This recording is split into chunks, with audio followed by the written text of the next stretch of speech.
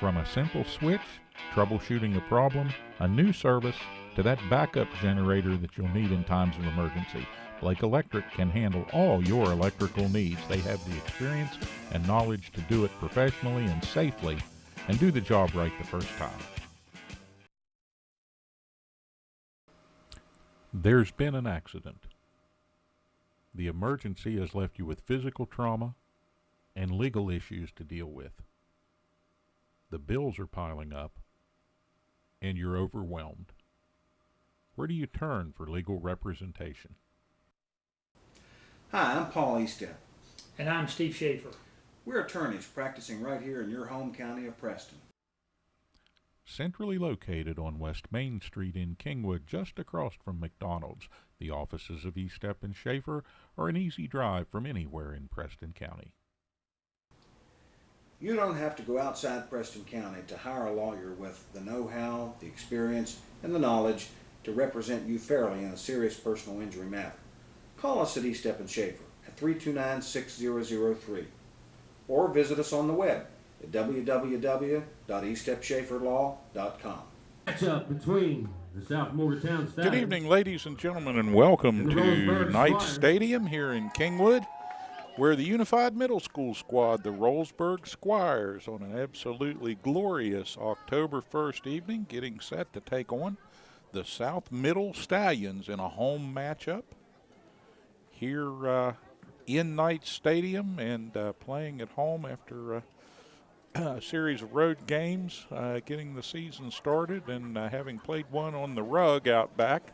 And now they step into Knight Stadium here and get set to take on what looks to be a very good Stallion squad across the way.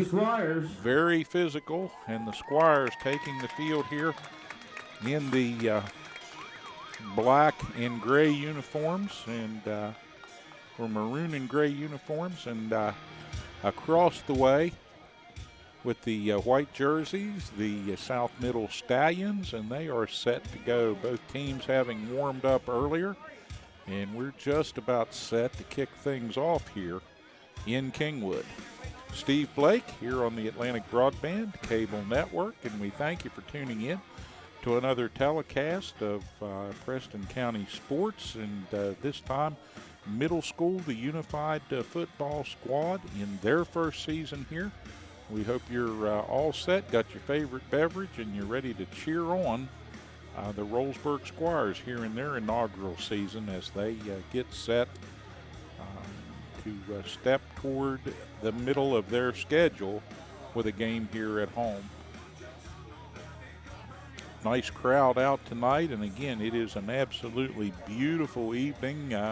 A change beckoning in the weather toward the end of the week, but folks have taken advantage to come right out here and see this contest as they get set to go.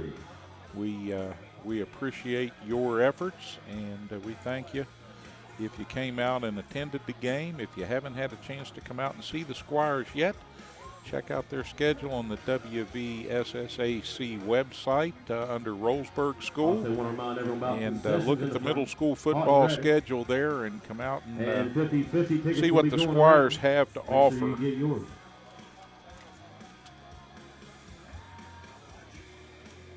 Coming up after this contest with South, they'll be at home against Suncrest on October the 8th.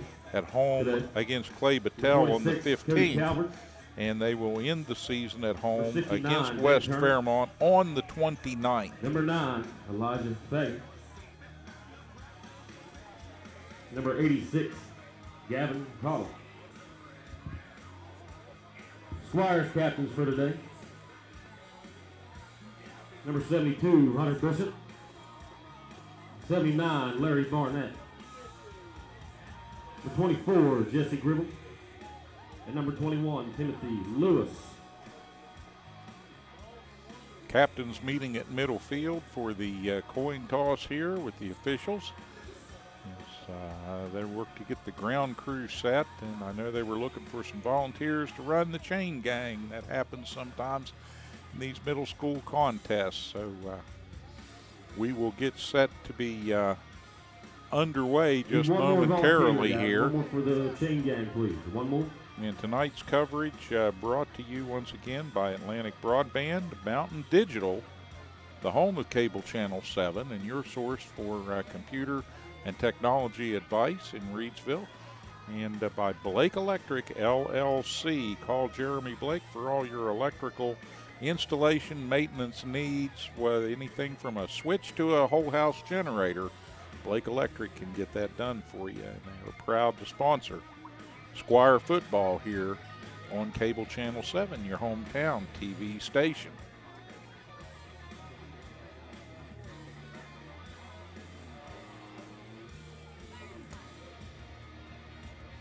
Officials will line them up, and it looks like the Rowlesburg Squires will receive the initial kickoff as the captains shake hands. So the home team going on offense to begin the contest here, as they'll get set to put the kick receiving team out on the field here and get this one underway.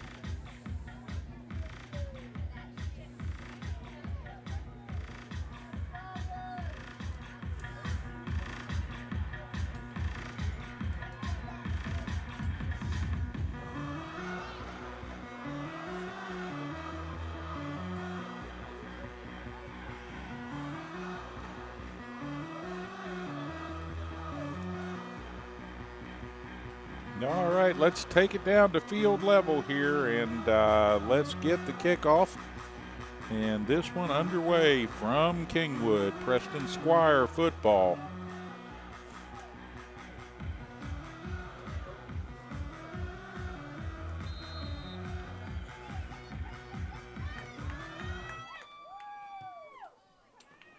And that'll be a short kick coming down on the far side.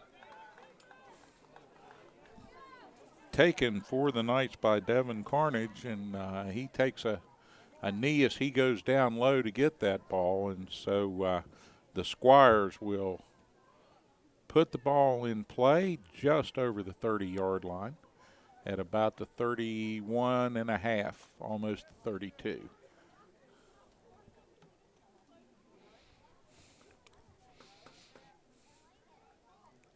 Chris Burke up under center for the Squires, and he's got an eye behind him.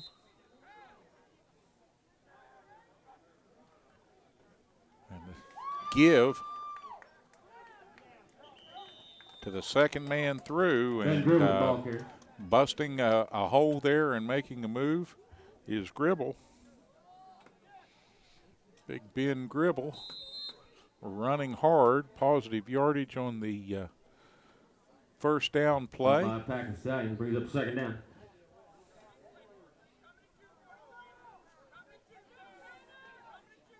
Squires with a second down here will send a man out to the right. One to the left, and the handoff to the up back this time, and fighting forward before being tackled by a whole host of South Stallions. Number 41, Josh Summers.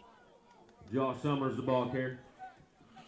So Summers with a good gain moves the chains for first down, Squire. Rowlesburg, and the Squires go to work here, 1st and 10, having picked up that initial first down. And getting things going here.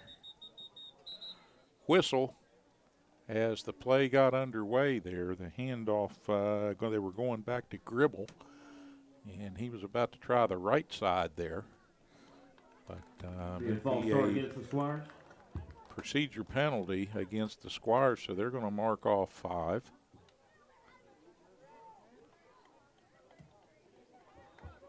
And that'll bring up a 1st and 15 now.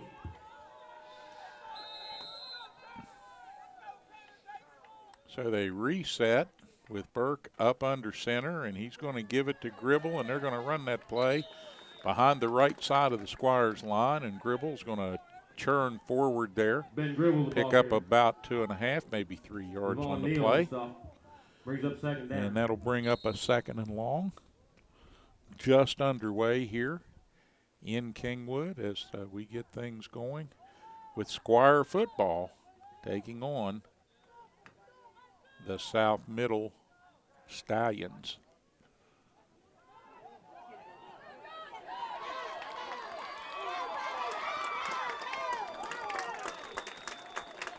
Nice run down the left side that time by Summers as he got the ball quickly and set sail. Got some open field and taken down by a couple of the Stallions over on the near side right in front of the Squire bench. He picks up a good gain and moves the sticks once again, so the Squires pick up their 2nd first down of the evening here on the opening drive, and Burke hustles them up to the line quickly. Wide outs to either side. The give to Summers again. He's going to go right side this time.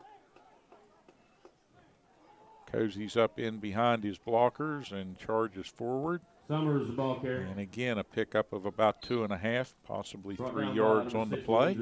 Cowell brings up 2nd down. Going to be 2nd down and about 6.5.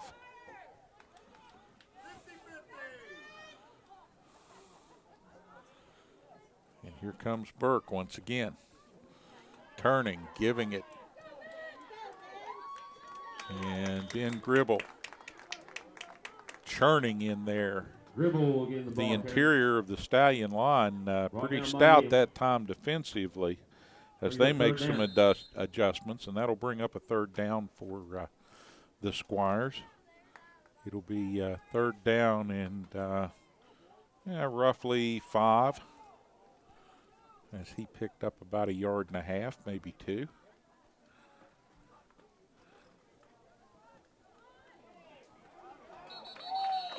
Give to the up back this time. And nothing doing to say the Stallions as Summers gets planted just beyond the line of scrimmage. Forward progress might give him 1 yard. And let's see what the Squires will elect to do in this situation.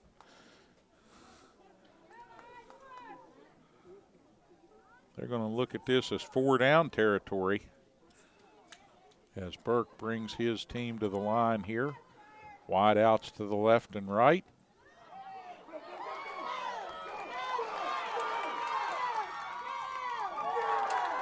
Summers, touchdown. Quick opener, and Summers with a charge takes it left side and plows that one into the end zone for a Rowlesburg Squire touchdown.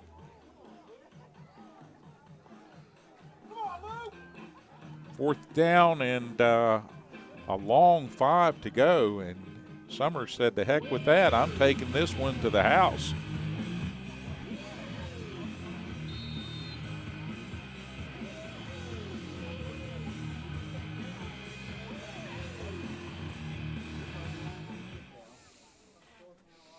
Squires will spread the field here as Burke lines them up in an attempt for the extra point. They're going to keep it on the ground here. And the 2-point conversion is good. And the 2-point conversion successful. And so the Squires are going to come off to the near side here, led by their quarterback, and they are a happy group of campers. Stallion 0. The Rowlesburg Squires with a 7-0 advantage here in first quarter action from Kingwood.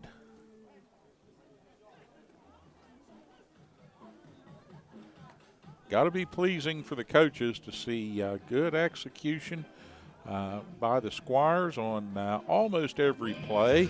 One misstep that cost them 5 yards in penalty yardage on a procedure call, but other than that, very, very well played, very good start for the Squires here as they get set now to kick this ball off to the Stallions and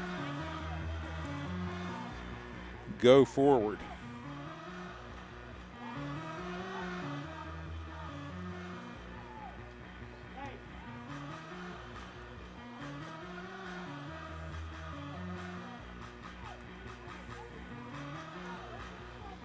Looks like it'll be Josh Summers to kick it off now for the Squires.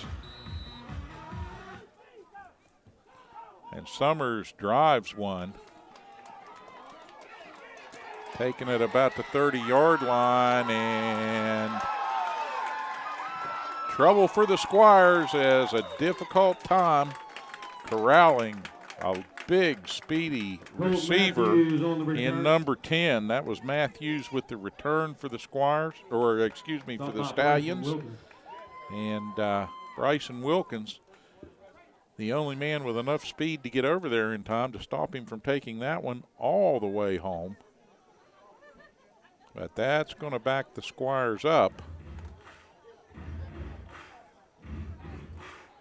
as the Stallions will start their initial offensive possession deep inside Rowlesburg territory here.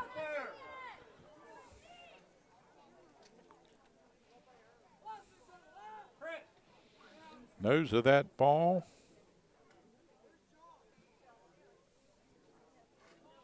Just outside the 20-yard line.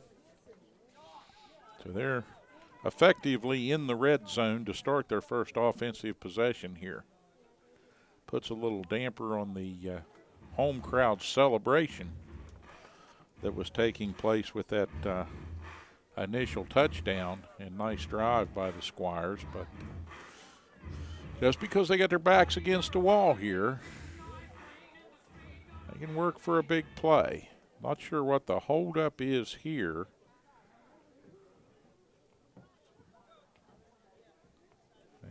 Is the head official discussing something. And now they're going to bring both teams off to the side here. So the Squires huddle with the staff down to our right and the Stallions across the way. And I'm not quite clear on exactly what transpired to cause the stoppage in play.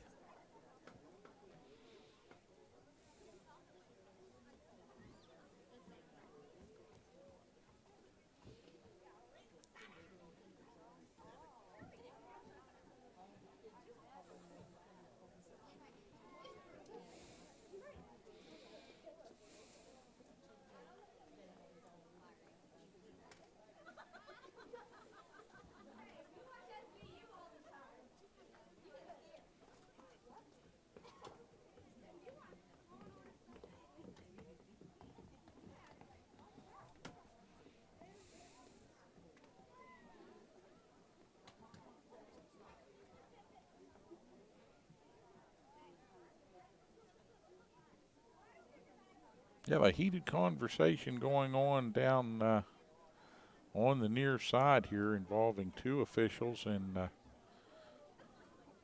Preston's coach as the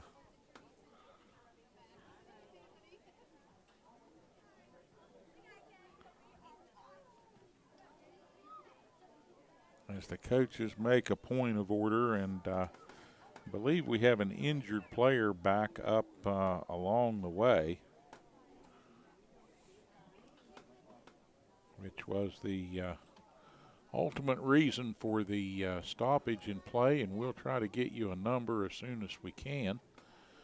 See who that youngster is. That looks like, actually, that's Ben Gribble, number 33, prone on the ground there and receiving some attention from the trainers.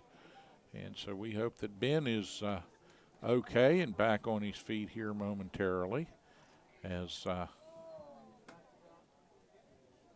not sure, trailing the play, exactly what happened there, but Gribble tangled up somehow, and that may have sparked the debate with the officials there, as the Preston coaching staff may have wanted to see what the officials saw in there, may have even thought there should have been a penalty. Not sure, just speculation on our part there, but Gribble still on the turf here.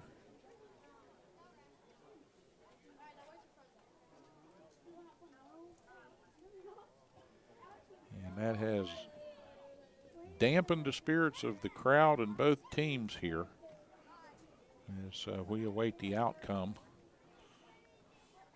of the injury situation down below.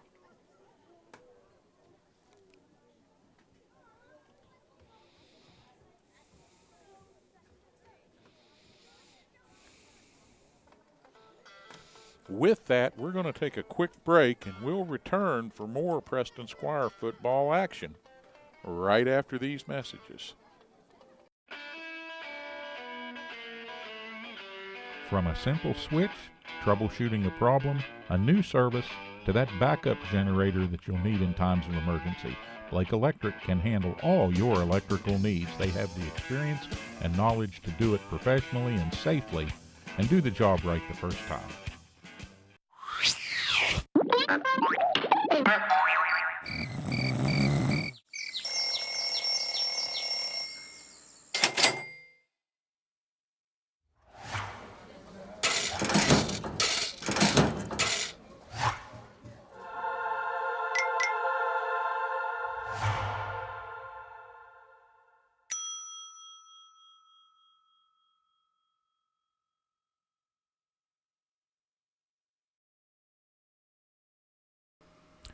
There's been an accident. The emergency has left you with physical trauma and legal issues to deal with. The bills are piling up, and you're overwhelmed. Where do you turn for legal representation? Hi, I'm Paul Eastep. And I'm Steve Schaefer. We're attorneys practicing right here in your home county of Preston. Centrally located on West Main Street in Kingwood, just across from McDonald's, the offices of Eastep and Schaefer are an easy drive from anywhere in Preston County. You don't have to go outside Preston County to hire a lawyer with the know-how, the experience, and the knowledge to represent you fairly in a serious personal injury matter. Call us at Eastep and Schaefer at 329-6003 or visit us on the web at www.eastepschaeferlaw.com. And as we return to Kingwood, we thank you for your patience. Big Ben Gribble up off the ground and looking much better. So they got that situation straightened out, and the Stallions will start from the 20-yard line here and try a little bit of misdirection and nothing but confusion, the order of the day there. Vaughn Neal, the ball carrier. Short gain for Neal. 81. Brought down by a pack of Squire. Back to the line of scrimmage, and not a whole lot more than that. And that'll bring up a second.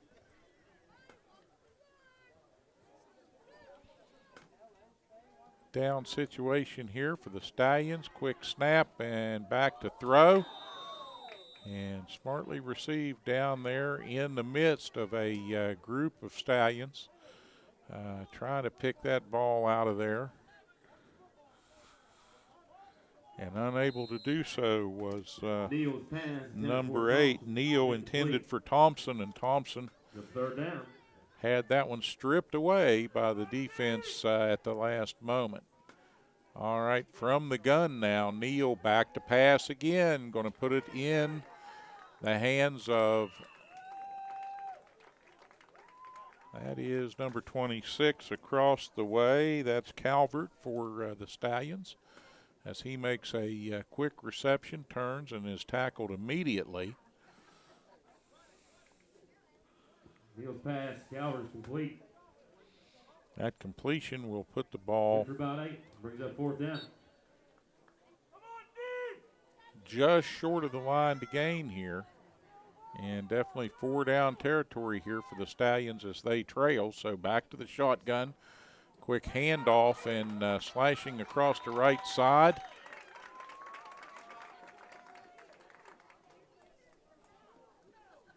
Matthews with the run for the Stallions. Got into the Squire secondary there and picks up the first down.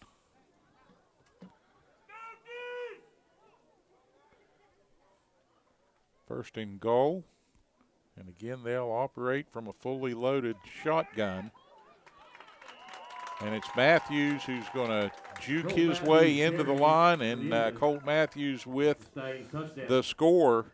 And the Stallions make it an 8-6 contest here as they prepare for the extra points. And you got to believe that they would go for 2 here in this situation to try and tie things up. And indeed, they're going to keep it on the ground.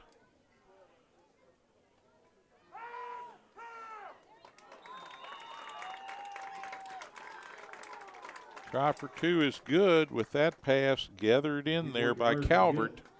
The 2-point conversion ties it up at 8 just that quickly. We are still in the first quarter of play, and it's an 8-8 contest now.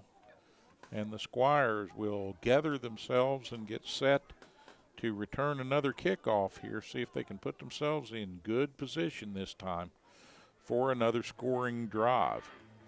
Got to create opportunities here against this big, rangy Stallion team.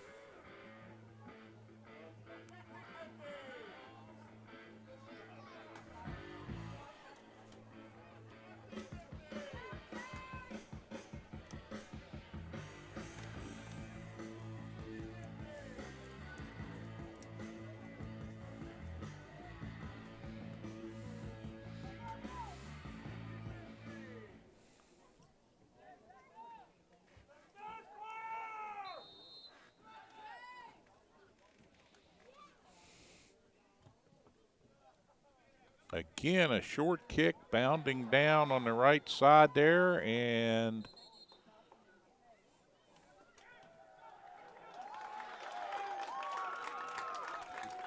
Carnage fumbles the ball in play. Recovered by the Stallions. well, the Stallions recover that one. They were celebrating, I thought a bit prematurely, but the official does indeed signal that that ball was recovered by South, and so they go right back to work again deep in Squire territory. And now the Rowlesburg Squires got to put their backs up against the wall here and defend and fight for every inch. They need to get a quick stop, a 3-and-out or 4-and-out, and get the turnover, get the ball back. Oh, going for it all in one play. And you can see that Neal has got the arm and he's got the receiver. Again, it's number 26 across the way there, Calvert with the catch.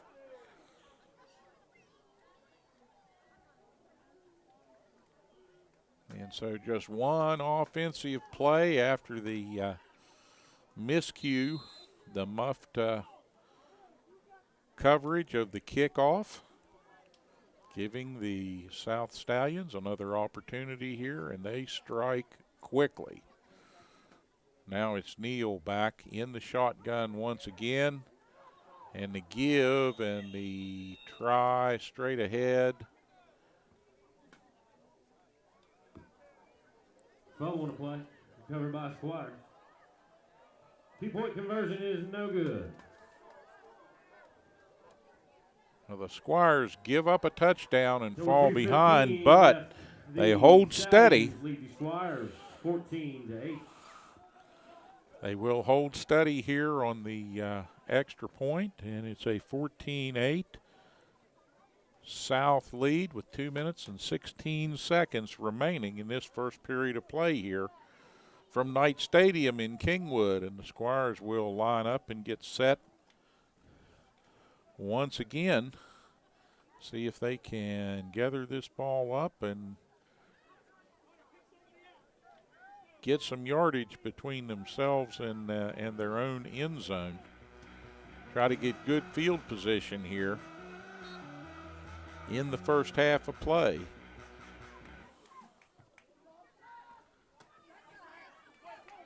That kick down the middle. And taking it for the Squires over there was Bryson Wilkins. Bryson And Wilkins on Wilkins the return. returns that ball as he shifted to his right there, brought it up over the 30-yard line. And he'll bring that ball Squires will out. start the They will drive spot from that the 33. at about the 33.5-yard line. So first down for the Squires here. And they get set to go back to work with Burke under center.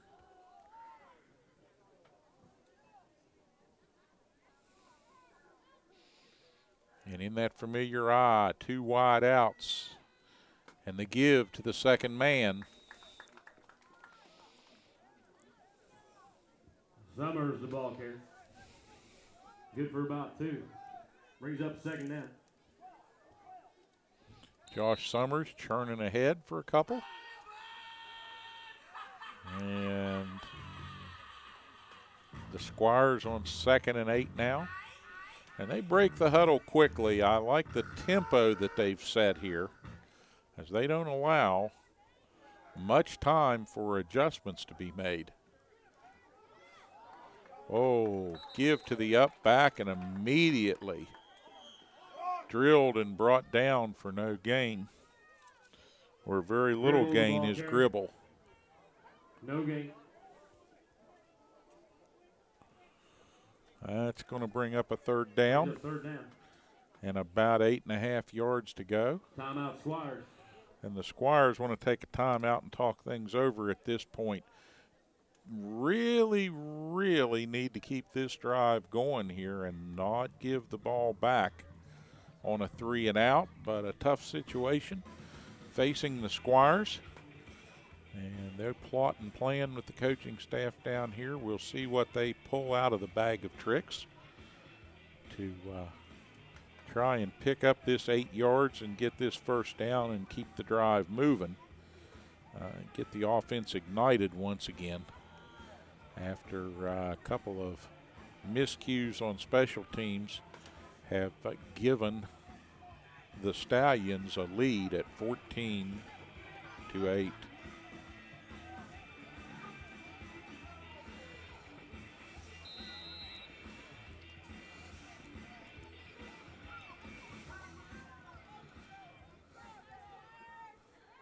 They didn't talk that over long, and again, they'll operate out of the eye.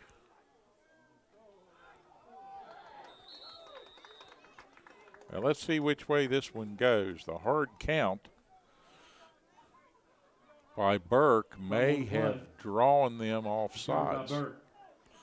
And mishandling the ball, Burke had to drop down and cover it there on the snap. I thought he went with a hard count and maybe drew the Stallions offline, but they're off sides, but not to be.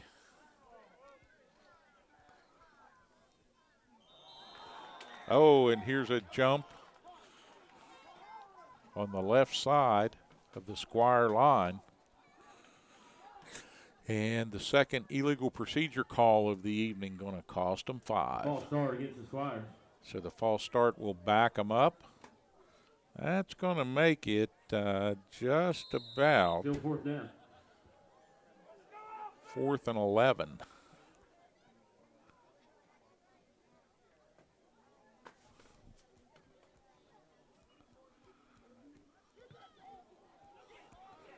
High kick. Fielded and through the first wave of tacklers, and here goes.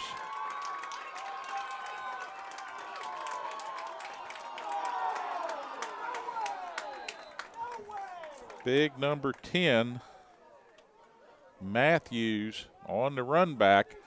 But hang on, we've got a flag on the field. Flag on the play. So let's see what the official will signal here, as this may cost the Stallions some yardage. Definitely going to keep Matthews out of the end zone. So I think we have maybe a block in the back. On the return, or Matthews might have been forced out of bounds across the way there, put a foot down over the line. Blocking the back, call the field. Blocking the back is the call, and Stallions start to drive from the so the 13. Stallions will have first down on the Squire's 13-yard line, and that snap went awry. And the Squires trying to get in there. We've got another flag on the play, and we'll await the call. No flag on the play. All right, the official's going to pick the laundry up on that one. So that's waved off, the penalty waved off. And they'll start the clock once again, 16 seconds on a turning first quarter clock. And it's second down for the Stallions here. And ball off the fingertips. And we've seen that play before on a couple of occasions. Very, very successful with that. Neal's pass Is complete. Neal. Brings up third down. Calvert that time had his feet go out from under him, reaching back for the ball, couldn't quite get there. That's going to bring up a big third down now for the Stallions. And Neal back, looking to the right. And as the horn sounds, that ball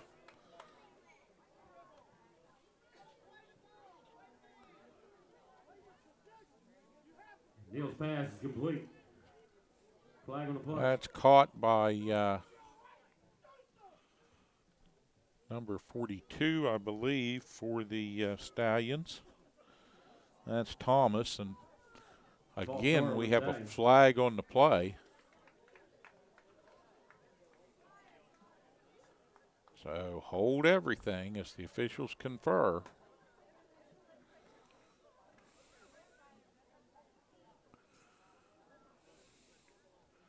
And that is against South, so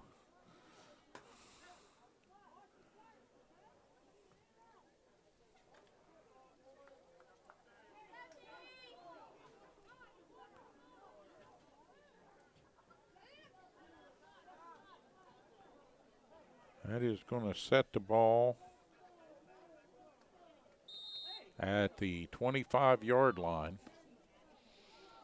And that brings up a third down once again. And Neal is back looking to pass, puts it over the left side there.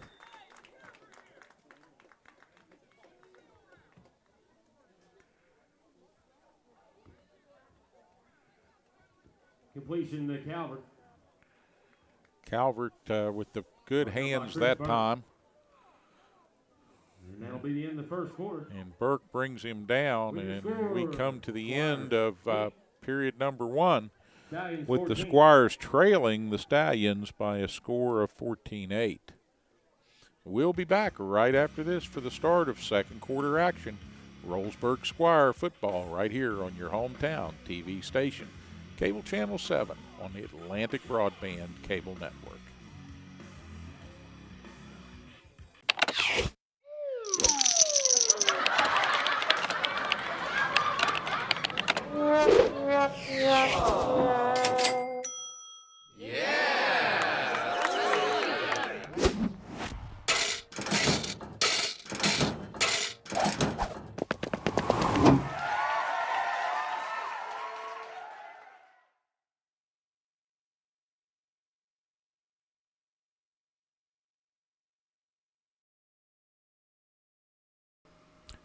There's been an accident. The emergency has left you with physical trauma and legal issues to deal with. The bills are piling up, and you're overwhelmed. Where do you turn for legal representation? Hi, I'm Paul Eastep. And I'm Steve Schaefer. We're attorneys practicing right here in your home county of Preston. Centrally located on West Main Street in Kingwood, just across from McDonald's, the offices of Eastep and Schaefer are an easy drive from anywhere in Preston County. You don't have to go outside Preston County to hire a lawyer with the know-how, the experience, and the knowledge to represent you fairly in a serious personal injury matter. Call us at Eastep and Schaefer at 329-6003 or visit us on the web at www.eastepschaeferlaw.com. From a simple switch, troubleshooting a problem, a new service, to that backup generator that you'll need in times of emergency, Blake Electric can handle all your electrical needs. They have the experience and knowledge to do it professionally and safely and do the job right the first time. Back in Kingwood, where the Squires, again with their backs against the wall here, trying to valiantly defend against the South Middle Stallions here in a short yardage situation. See if they can close the door, get this ball back, and get out of trouble here. There seemed to be a little miscommunication for the Stallions. We got a player split well out to the right there now after conferring with the backfield, and Neal is going to go back and drop that one over the middle, and that's going to be swatted away. Neal's pass ruled incomplete. Be a turnover on downs. So the pass on fourth down, incomplete, and that puts a little iron in the Squire's back bone right now, as they will close the door on a scoring opportunity for South to start the second period and see if they can get out of the hole here now as the ball goes over on downs.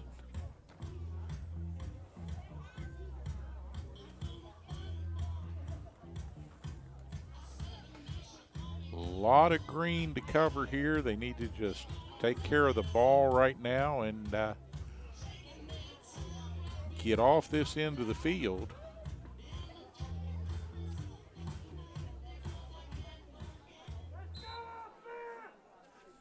All right, they spot it for play, and from the shotgun now, Burke back to throw.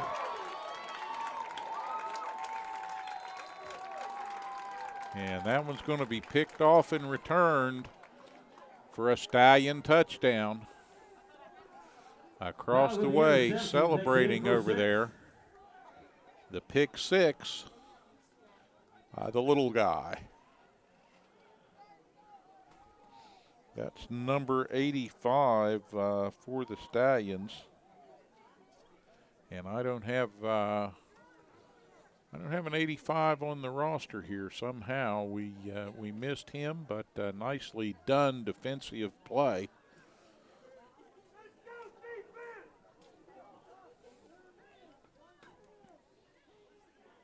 And again, they will set to go for two.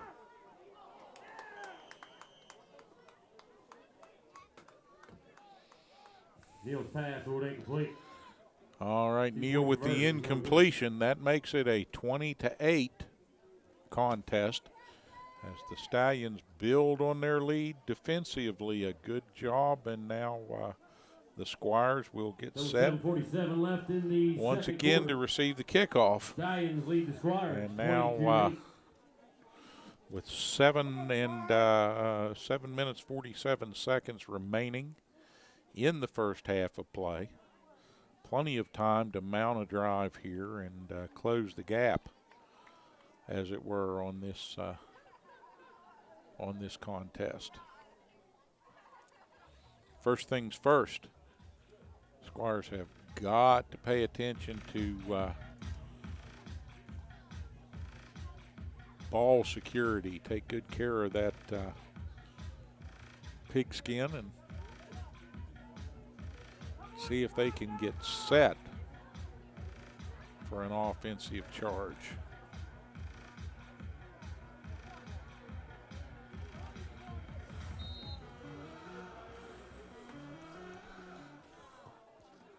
All right, here's the kick, winding down.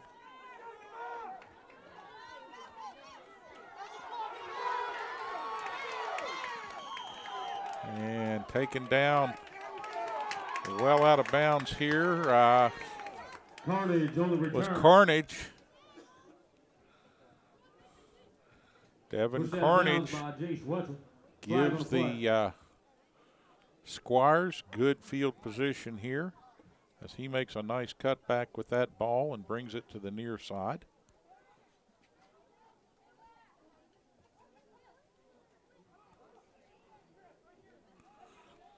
So 1st and 10 now for the Rowlesburg Squires.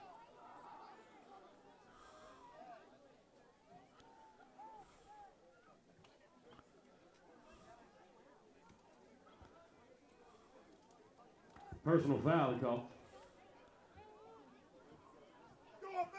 And the foul called on the late hit out of bounds, I believe. As Burke brings him up to the line. And we get an immediate timeout call. Timeout Squires. Timeout by the Squires as they came up. Burke took a look at the defense.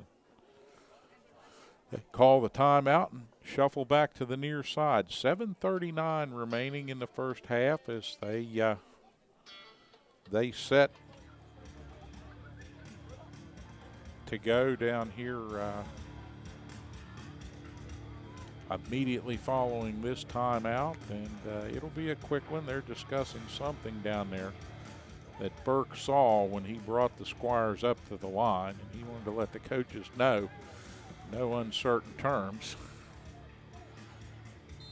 whatever that was about.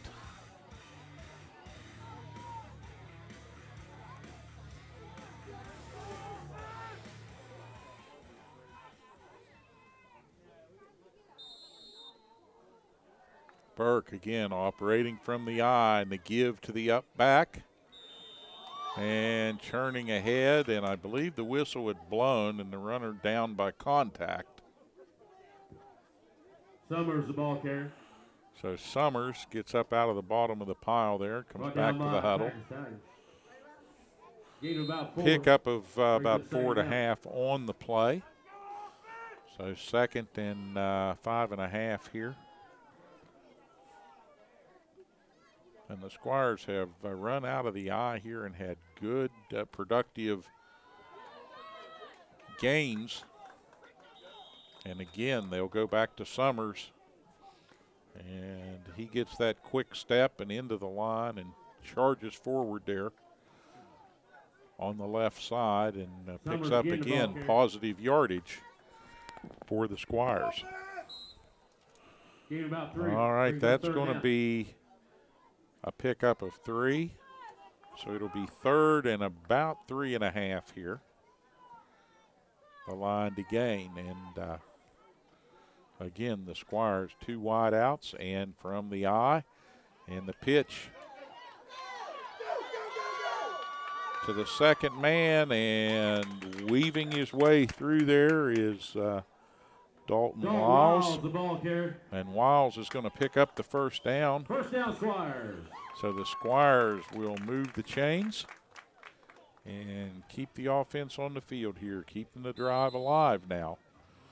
And this series feeling so far much like the initial offensive possession for the Squires. And they drove down and took a quick 8-0 lead. Only to have South take advantage of some miscues to come back and gain the upper hand on the scoreboard. All right, here's the flea flicker.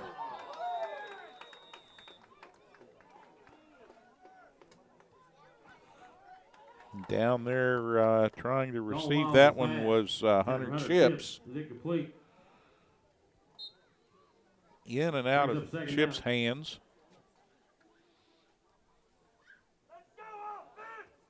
Wiles back into the lineup here for the Squires, and he brings a play in from the near side. 2nd and 10.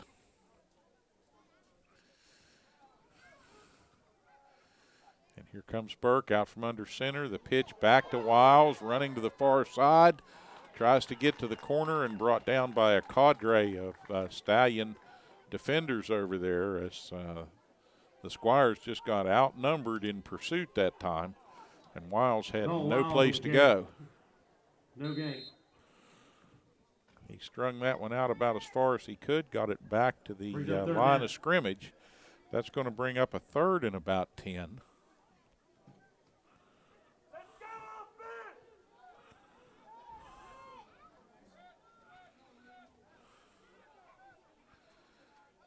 Burke from the gun. Swings it out to the right. That's going to be taken out of the air, picked off, and down the sideline and coming back. First pass intercepted by Neal. That's Neal with the pickoff. And he's going to take that ball all the way back into Squire territory. And again, it makes it a tough situation here for the Rowlesburg Squires.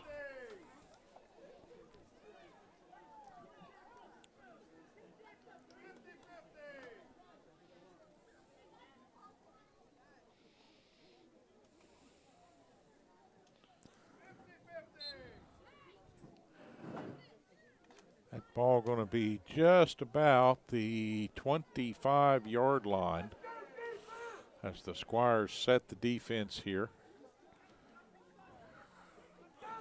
And Neal from the fully loaded gun. That one goes over his head. He gathers it back up, and we get a whistle. Flag on the play. And a flag on the play. Could be a procedure penalty against the Stallions. False start against the Stallions. And the false start complicated by the high snap from center there. So that's going to back the Stallions up 5. That'll make it 1st and 15. Neal did a good job for his part turning around there and tracking that ball down, not letting it get behind him too far. And he gathered it up and was ready for more when the official blew the whistle.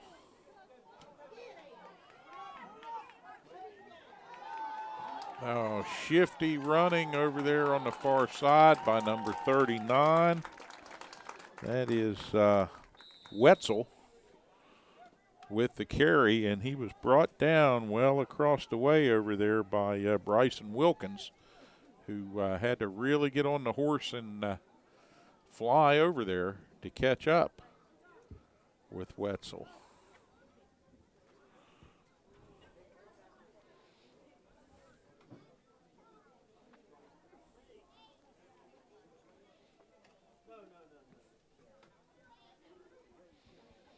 And we've got a player down, so both teams coming off the field now, and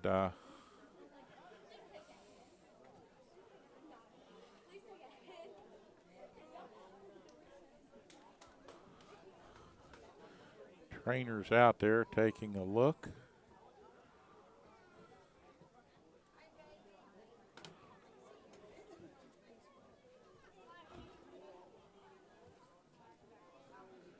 Again, we'll see if we can tell you who that injured player is momentarily, as he is attended to here by the medical staff. 4 minutes, 42 seconds remaining before the half, and now up on his feet. Looks like maybe he got an ankle rolled up on there or something. Big number 79 for the Stallions. Coming to the near side under his own power now is Larry Barnett.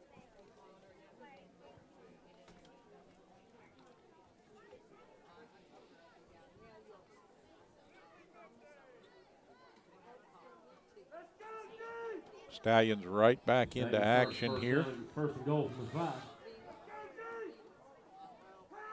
On first and goal, they're going to try to throw that one into the corner there. That's knocked down. And we'll bring up a second and goal on the incompletion.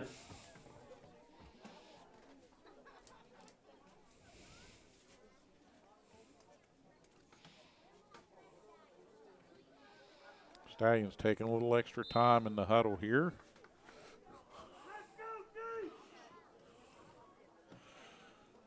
And Neal, again, having trouble with that snap from center. And that's probably going to be another procedure penalty. False start against the Stallions. So again, the Stallions will back themselves up, and they've had considerable trouble with the procedure penalties here tonight. Although they lead on the scoreboard by a score of 20-8 with just over 4.5 remaining in the first half of play.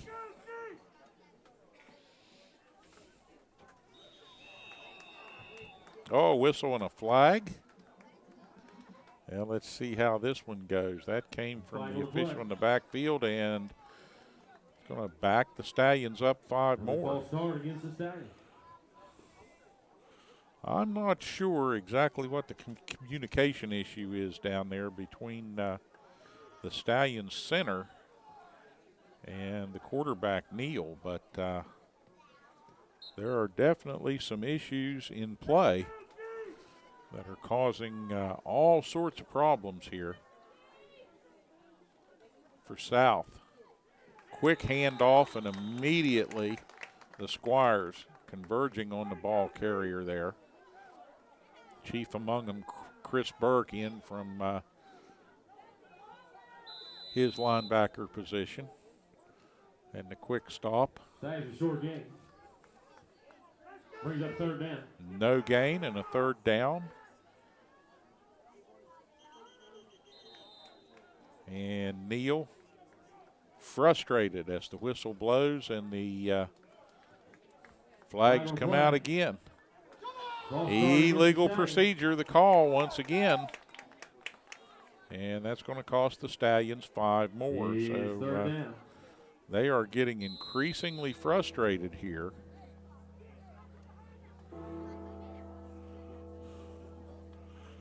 They've got a 3rd and long situation now. They started out with a first and goal at the 5-yard line after the return of the pickoff by Neal. Now he's back to pass, and 2 receivers in the area there.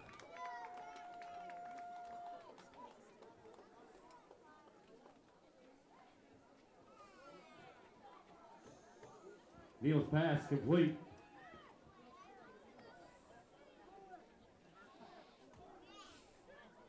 Stallions with the completion push that ball right down inside the 5 once again. Brings up 4th down. Now they're faced with a 4th and goal.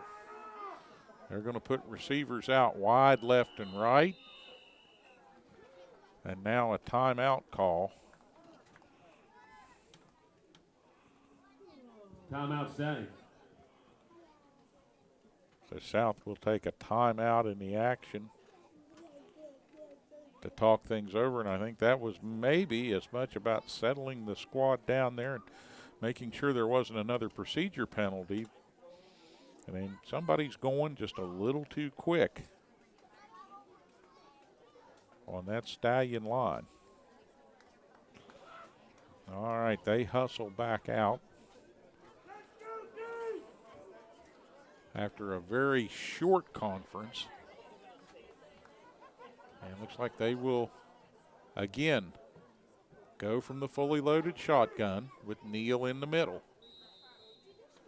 2 wideouts and a full backfield. And that one's over his head once again, and Neal is going to go back and fall on the ball. Squirts away from him, and the fumble picked up there and recovered for the Squires by Tim Lewis. Tim Lewis on the recovery. And the Squires once again shut the door on the Stallions and managed to put themselves in decent field position here with 3:44 remaining in the half. Now you'll recall the Squires took the opening kickoff, made a nice drive in about 3.5 minutes, and put the first points of the game on the board to lead 8-0. Right here they would like to do something similar, get a good drive that ends in some points and get closer here before halftime. Hand off to the up back. And churning through there Summers, the ball carrier. was Summers for a short gain. No gain. Brings up second down. Second and a long 9 now for the Squires as Burke hustles them back up to the line here.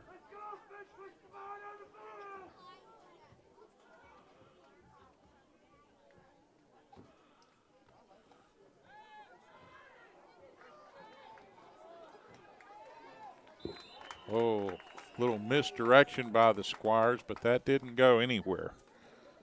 Wilkins on the Wilkins brought down the backfield. squirted out there to the left, and he's going to be Brings brought up third down down. for a loss. He got out there and kind of got into no man's land. He hesitated. And the last thing you want to do is hesitate in that situation. And Wilkins paid the price for it. Tackled behind the line of scrimmage, and that's going to bring up third down now. 2.5 to go on a turning clock, and the Squires looking to pick up a first down here and keep this drive alive. Don't want to have to punt this ball away before the half.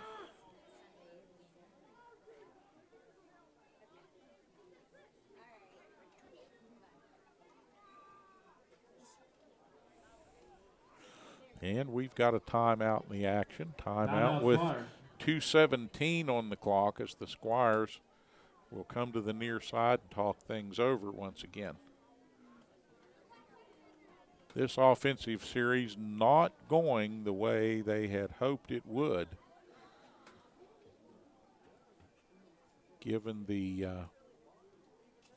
success they've had running out of that I formation throughout the first half. They've been able to put good, positive gains and string them together 4 and 3 and 4 and 5 yards at a time and keep drives moving. The problems have come on special teams miscues and a couple of untimely interceptions.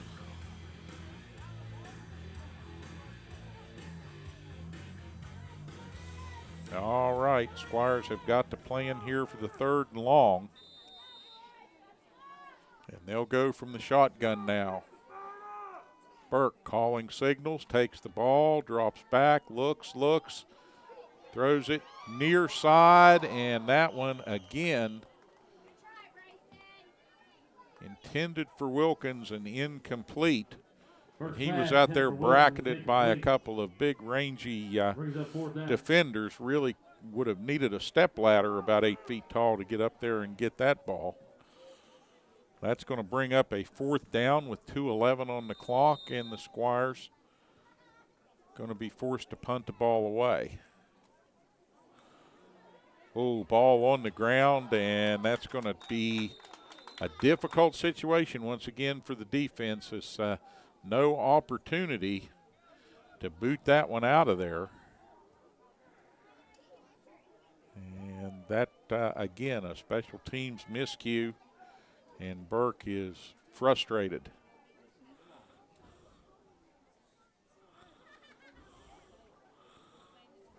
Wanted to get that ball out of there and see if they could bottle the Squires Stallions stop in up the backfield. far enough away to prevent another score. Take Now 12-yard line. the Squires find themselves on their own 12-yard line. Their backs once again tight against the wall here. Trailing 20-8, not an unmanageable situation, but trying desperately not to allow the South Stallions to put any more points on the board here before the half. Neal from the gun, looking. Now under pressure, and he's going to be brought down, loses the ball, and it's alertly scooped up by one of his wingmen back there. Hunter Bishop with the sack on the play. So Bishop, with a good job for the Squires, gets in there, kept the pressure on. Neal looking, trying to find an open receiver, and there just were none. Good coverage downfield, and Bishop gets the coverage sack and forces the fumble. Stallions with the recovery, still have the ball, but that pushes them way back from the original line of scrimmage. That's going to bring up a second down and about 20. And Neal will operate again from the gun, back, gets rid of the ball much more quickly this time. The intended receiver, number 39, Wetzel, and Wetzel unable to find the handle on the ball there. For Wetzel was incomplete. Brings up third down. So now the clock stops with the incompletion with a minute and a half remaining. And it's a third and long situation, third and nearly 20. Wideouts left and right. Neal back and bounces the ball in frustration, as we're going to have another procedure penalty, I believe. Check that.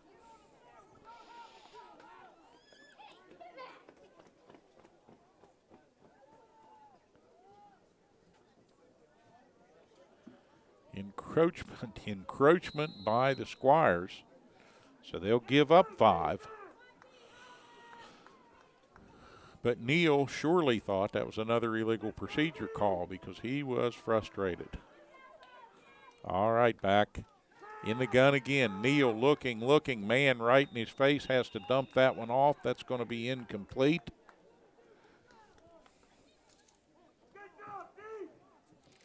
And again, great job defensively. Neal's pass intended for Matthews. That was Cade Wolf in his face that time, introducing himself to the Stallion quarterback and forcing him to dump that one off, and that'll bring up a fourth down situation now. And the Squires trying to hang tough here as he's going to put one up in the end zone, and that's going to be Neal's pass incomplete. Incomplete as the receiver falls forward trying to catch that one with a minute 18 remaining. The Squire's going to take over now, having held deep in their own territory. Started out with their backs against the wall in the red zone at the 12-yard line and did a good job taking advantage of and creating mistakes by the Stallions. So the Squires will start just inside their own 20-yard line. The ball at the 19 and a half as they get set to go here. But now just a minute 19 seconds remaining. Probably going to see a fairly conservative offense here, I would think. Don't want to make a big mistake and a turnover here that would be costly. But at the same time, you never know with the Squires what they might bring out of the bag of tricks. And we've got a flag already. And that's going to back the Squires up. Play a game against the Squires.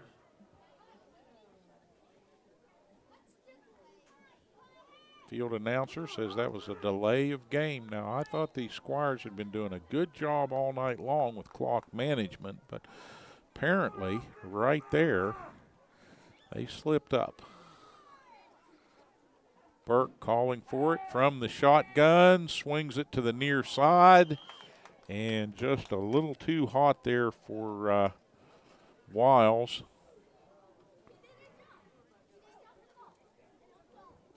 Burke's pass intended for Wiles is incomplete. Squires will regroup now. Brings up second down. 2nd and 10, 1:16 on the clock.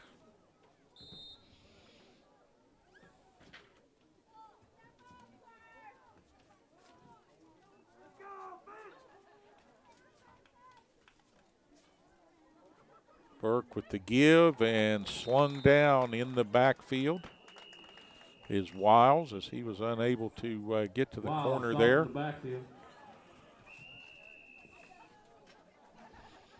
Brings up third down. Third and about 12 now for the Squires. Minute 2 remaining. Timeout. And a Stallions. timeout in the action. Timeout as they'll come to the near sideline. And right here, you got to believe that the Squires would opt for a conservative play, get a break if they could get the first down, but otherwise get set to punt that ball out of there and stay out of trouble here before the half, because they do have to give this ball back to the Stallions to start second half play. So that being the case, they don't want to get in any deeper trouble on the scoreboard. Stallions leading it 20-8 after the Squires took an 8-0 lead, then had a couple of costly special teams mistakes and a couple of interceptions that put the Squires back on their heels defensively and let the Stallions gain an advantage point-wise. But pretty much played to a standstill here in this second quarter, and the Squires have played great defense deep in their own territory. They have not been out of this end here in the second quarter. All right, the official's going to come up, spot the ball. Well, he's going to pick the ball up. What is the Flag on the play. hold up here now as we get more laundry? And he's going to march that off 5 yards against the Stallions. Offsides the call. Somebody lined up in the neutral zone there, and the official caught him. Okay. Burke with the give to the second man. And the Squires trying to create some running room there. Wilkins the ball carrier. But Wilkins brought down by a host of white jerseys, and I think the Stallions have made some adjustments here. Brings up fourth down. They've been able to kind of thwart the running attack over the course of the last couple possessions, and that'll bring up a big fourth down situation now with 53 seconds remaining before the half. And again, both teams want to talk it over.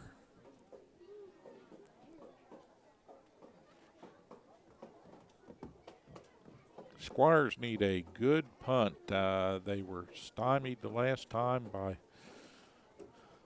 a bad snap that came back, and Burke was unable to get the punt off, was brought down right around his own 12-yard line, and took a tremendous effort for the Squires to keep the Stallions out of the end zone.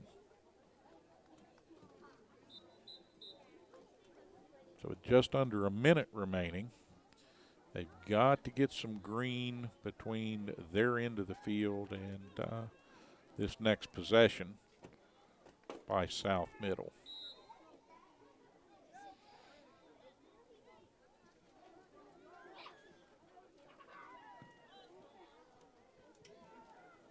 Punt out of there, and that's going to roll dead, and that'll be downed right around the 40-yard line.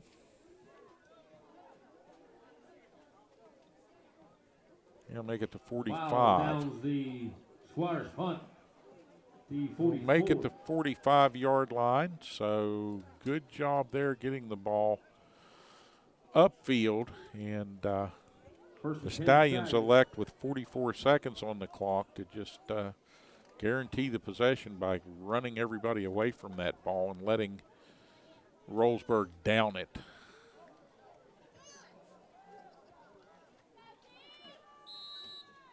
Neal under center. Back to pass, down the right side, and that one tipped away. And Wilkins probably had a better shot at it than the intended receiver, who had to go into defensive back mode that time to prevent an Neal's pass interception. thrown incomplete. Neal, plenty of arm. He's got a little bit Brings up second down. of strength there. He can get that ball downfield in a hurry. 38.5 on a stopped clock here as Neal calls for it out of the gun. Once again, back to pass. Going to try the near side. Got a receiver open, and that's going to be a touchdown for South in the corner of the end zone down there. Neal's pass good for a Stallions touchdown. So the Stallions able to strike quickly, just 2 plays, and they're going to put 6 on the board here.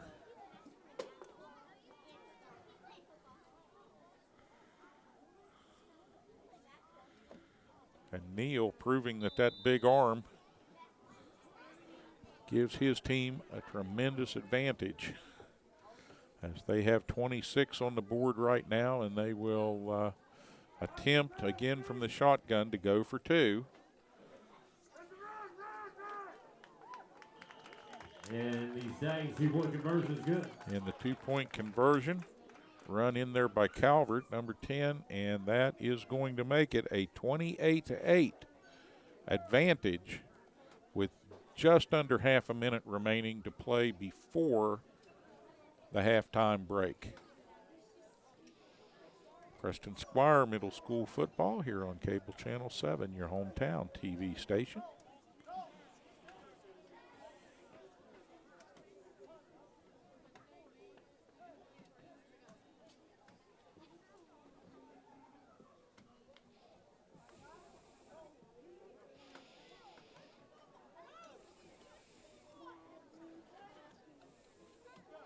Difficult turn of events for the home team here, trailing 28-8 at the half.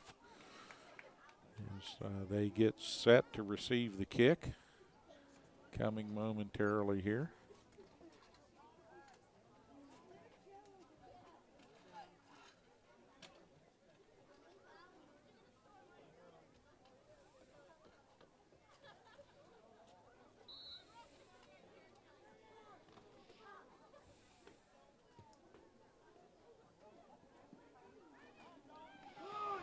Squib kick picked up, brought to the near side, out on the corner, and wrestled down.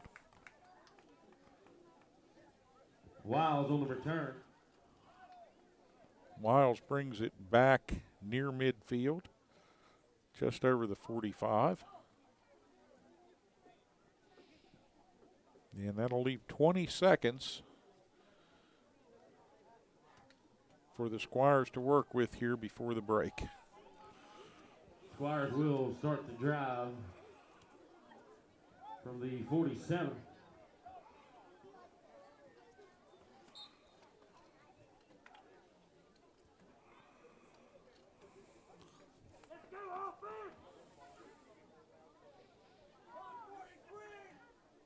Burke under center, from the eye, give to the second man, and wrestled down.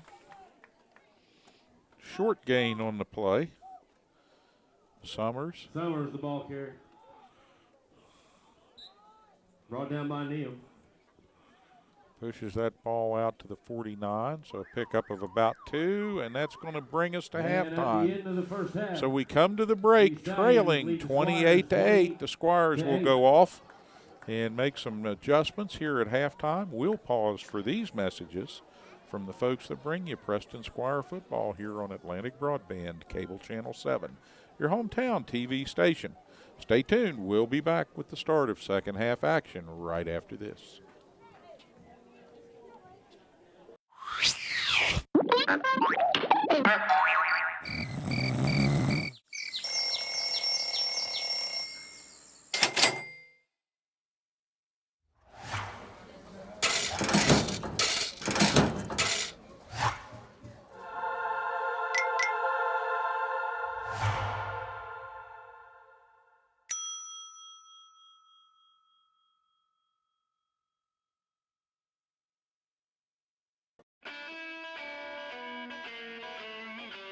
From a simple switch, troubleshooting a problem, a new service, to that backup generator that you'll need in times of emergency, Blake Electric can handle all your electrical needs. They have the experience and knowledge to do it professionally and safely and do the job right the first time. There's been an accident. The emergency has left you with physical trauma and legal issues to deal with. The bills are piling up, and you're overwhelmed. Where do you turn for legal representation? Hi, I'm Paul Eastep. And I'm Steve Schaefer. We're attorneys practicing right here in your home county of Preston. Centrally located on West Main Street in Kingwood, just across from McDonald's, the offices of Eastep and Schaefer are an easy drive from anywhere in Preston County. You don't have to go outside Preston County to hire a lawyer with the know-how, the experience, and the knowledge to represent you fairly in a serious personal injury matter. Call us at Eastep and Schaefer at 329-6003 or visit us on the web at www.eastepschaeferlaw.com. Forcing him to dump that one off, and that'll bring up a fourth down situation now. And the Squires trying to hang tough here as he's going to put one up in the end zone, and that's going to be incomplete as the receiver falls forward trying to catch that one with 1:18 remaining. The Squires going to take over now, having held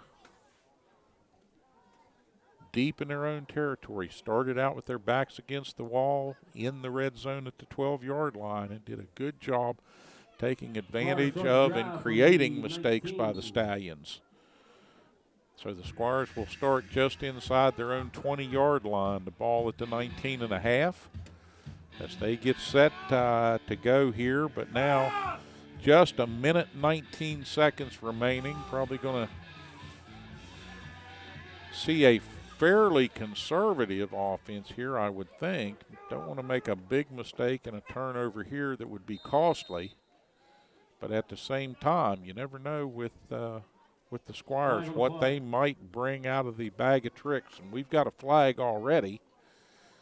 And that's going to back the Squires up. Play a game against the Squires.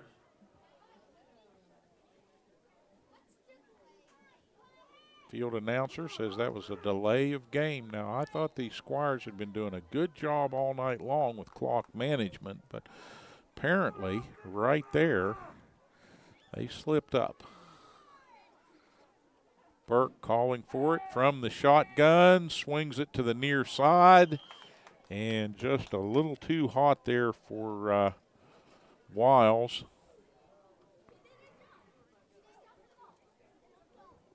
Burke's pass intended for Wiles is incomplete. Squires will regroup now. Brings up second down. 2nd and 10, 1:16 on the clock.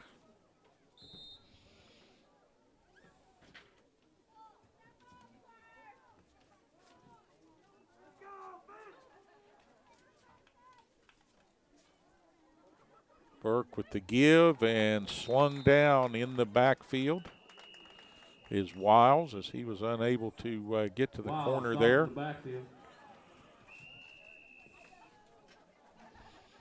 Brings up third down.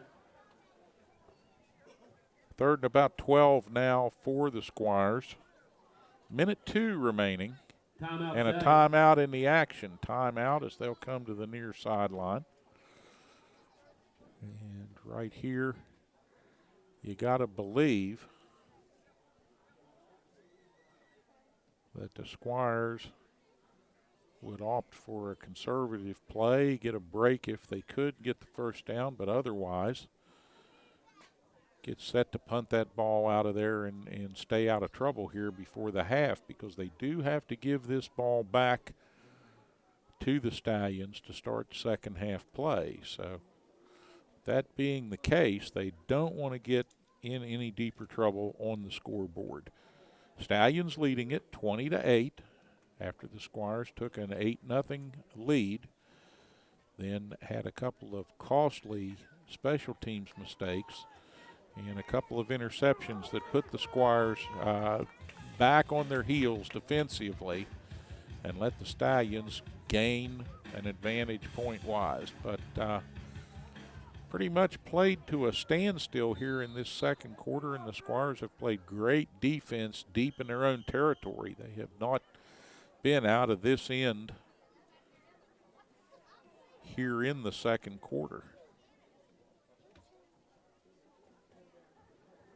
All right, the official's going to come up, spot the ball. Well, he's going to pick the ball up. What is the Flag on the play. hold up here now as we get more laundry?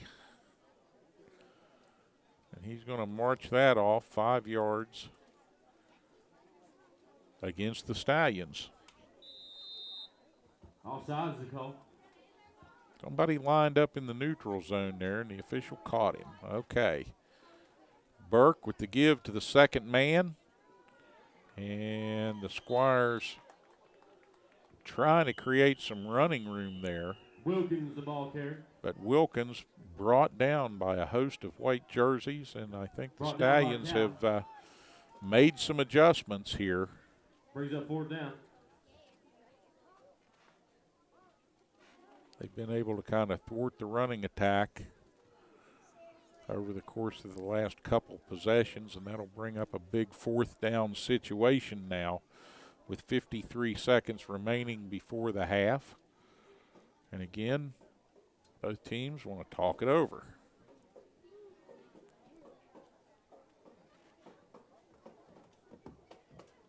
Squires need a good punt. They were stymied the last time by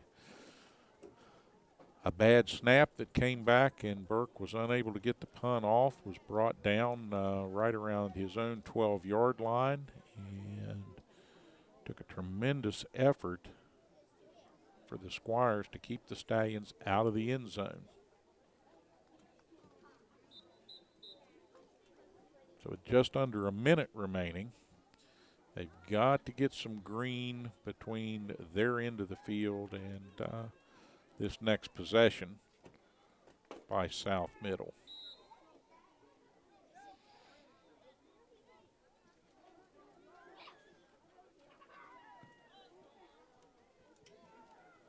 Punt out of there, and that's going to roll dead, and that'll be downed right around the 40-yard line.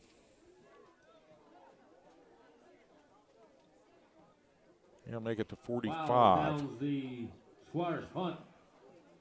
We'll make it to 45-yard line, so good job there getting the ball upfield, and the Stallions elect with 44 seconds on the clock to just guarantee the possession by running everybody away from that ball and letting Rowlesburg down it.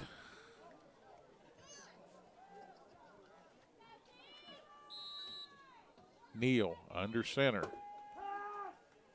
Back to pass, down the right side, and that one tipped away.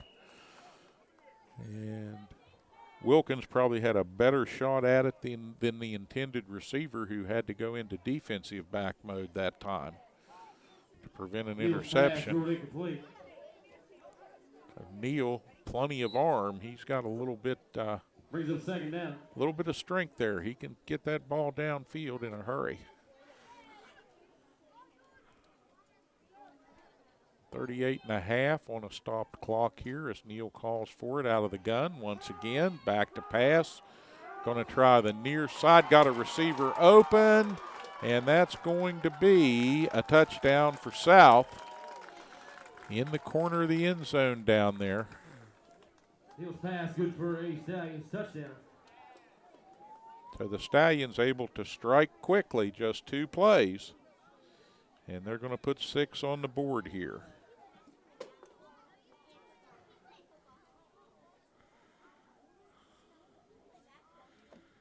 And Neal proving that big arm gives his team a tremendous advantage, as they have 26 on the board right now, and they will attempt again from the shotgun to go for 2. And the Stallions 2-point conversion is good. And the 2-point conversion run in there by Calvert, number 10, and that is going to make it a 28-8 advantage with just under half a minute remaining to play before the halftime break. Preston Squire Middle School football here on Cable Channel 7, your hometown TV station.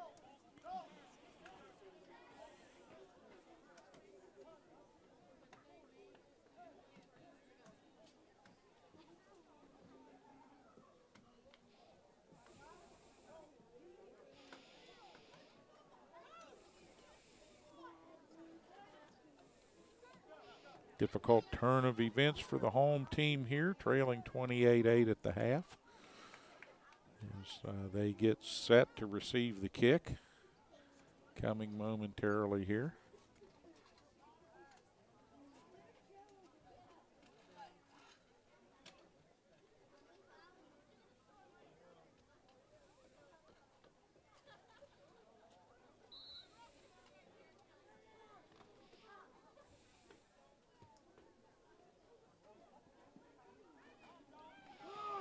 Squib kick picked up, brought to the near side, out on the corner and wrestled down.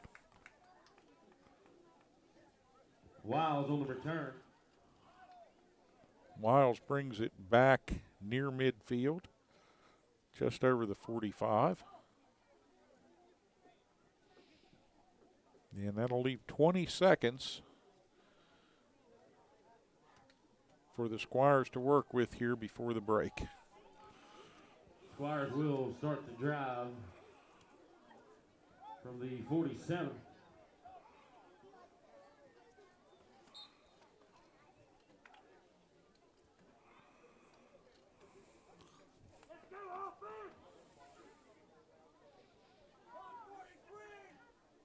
Burke under center, from the eye, give to the second man, and wrestled down. Short gain on the play. Summers. Summers, the ball carrier. Brought down by Neal.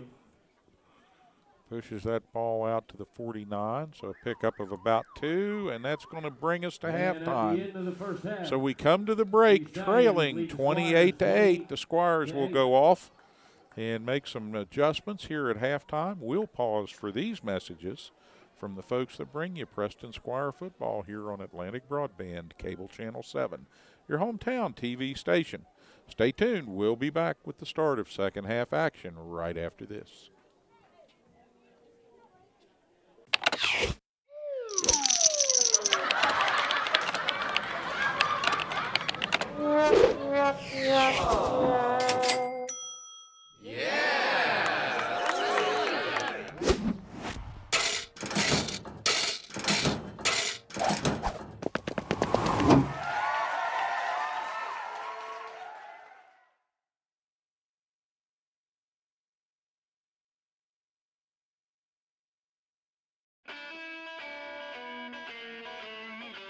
From a simple switch, troubleshooting a problem, a new service, to that backup generator that you'll need in times of emergency, Blake Electric can handle all your electrical needs. They have the experience and knowledge to do it professionally and safely and do the job right the first time. There's been an accident. The emergency has left you with physical trauma and legal issues to deal with. The bills are piling up, and you're overwhelmed. Where do you turn for legal representation? Hi, I'm Paul Estep. And I'm Steve Schaefer. We're attorneys practicing right here in your home county of Preston. Centrally located on West Main Street in Kingwood, just across from McDonald's, the offices of Estep and Schaefer are an easy drive from anywhere in Preston County. You don't have to go outside Preston County to hire a lawyer with the know-how, the experience, and the knowledge to represent you fairly in a serious personal injury matter. Call us at Estep and Schaefer at 329-6003 or visit us on the web at www.estepschaeferlaw.com.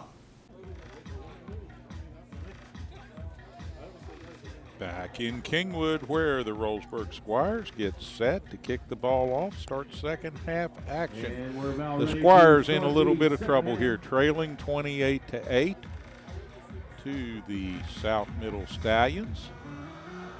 And it hasn't been as overwhelming as the score would indicate. Just some miscues and a really potent passing attack by the Stallions that has netted them some big yardage and some quick scoring opportunities, along with taking advantage of a few mistakes. But this first-year Squire team putting some good plays together as well.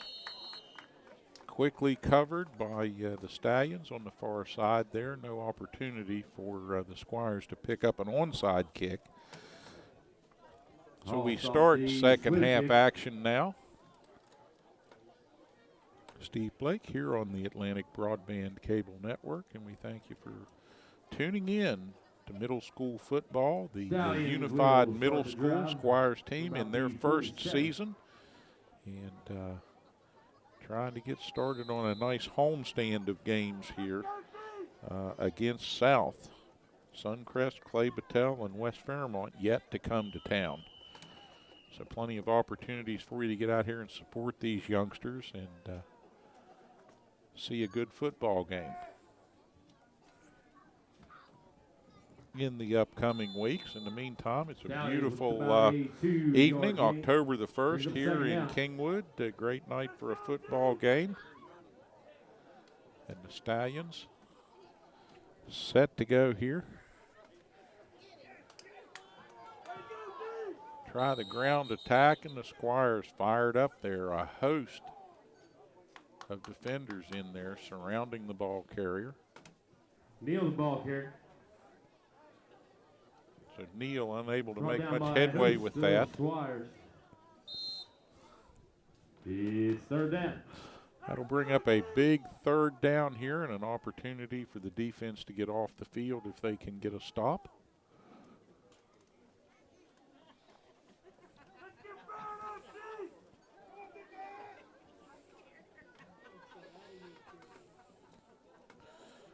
Stallions have been operating out of that fully loaded shotgun all night, and here's the reason why, but errant pass that time by Neal. He was unable to find the target downfield there, and some miscommunication maybe between quarterback and receiver leaves that one incomplete and brings up a fourth down. Brings up fourth down.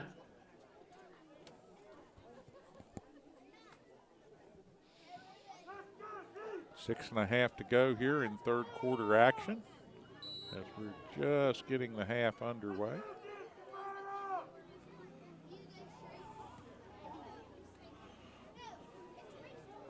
Ball taken on the run and immediately tackled down there was Chips. On the return. Hunter Chips took that one out of the air at nearly full speed, and he immediately was brought to ground.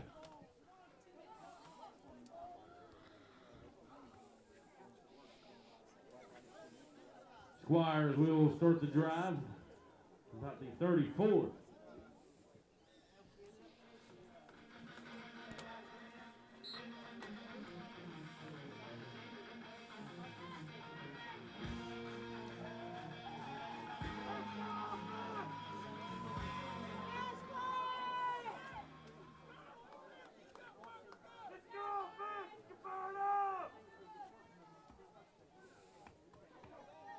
Give to the deep back, and winding his way through there is Wiles.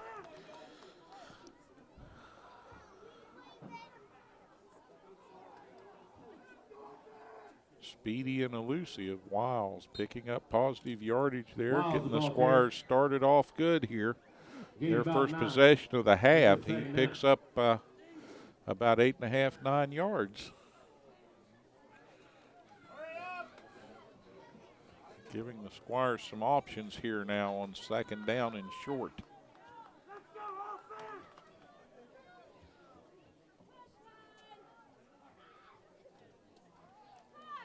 Burke give to the second man and immediately stood up there and stopped. short of the line of scrimmage. Summers on the carry. Summers will get forward progress. Loss of 2. Brings up 3rd down. And we hear the field announcer with the measurement. It's a loss of 2. Still 3rd and short now. As Burke brings them back to the line.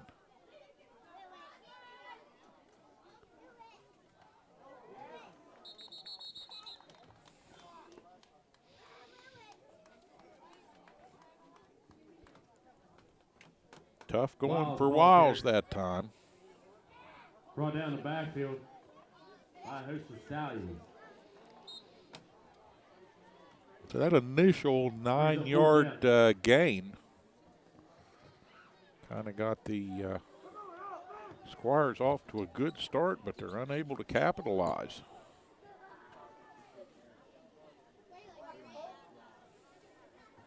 Fourth down situation, high punt. And that ball is going to flip and roll dead.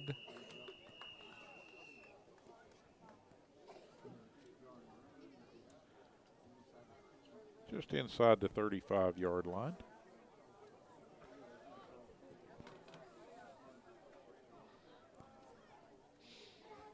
Stallions start the drive from the 39.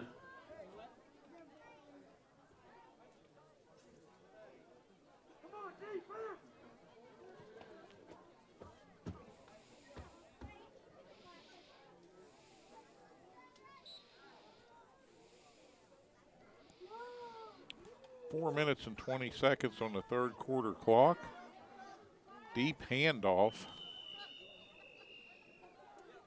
Ball given to Stevens, and he squirts out to the right there, tries to turn the corner. Stevens carry. And he's going to be knocked down over there short of the 40.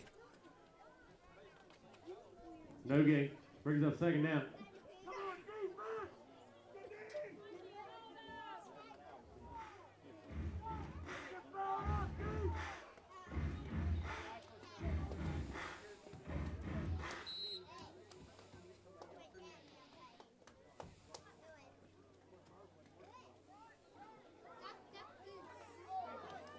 Runner to the near side. Wilkins, or excuse me, Wiles, slowed him down there and became a boat anchor, and then got some help from the rest of the Squire defense and cleaned that one up. 35 the ball carry. Brought down the backfield. Jesse Gribble. Brings up 3rd down.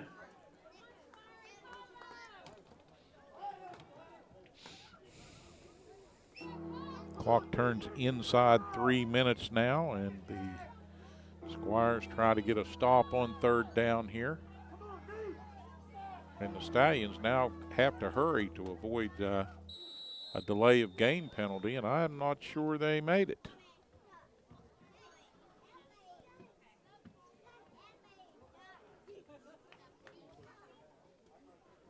Flag on the play. Delay game on the Stallions.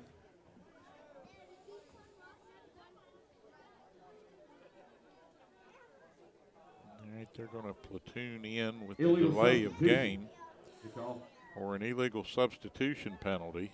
They're 4th down. So that'll bring up a 4th down and force the Stallions into a punting situation. Squires should get this ball back in relatively good field position, which was not the case through most of the second period when they struggled to try and gain any ground. Oh, and they give that ball to the up back on 4th down.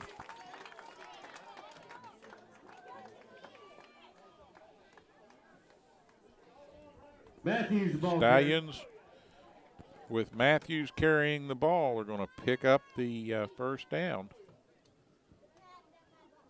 Brought down by Hunter Chips.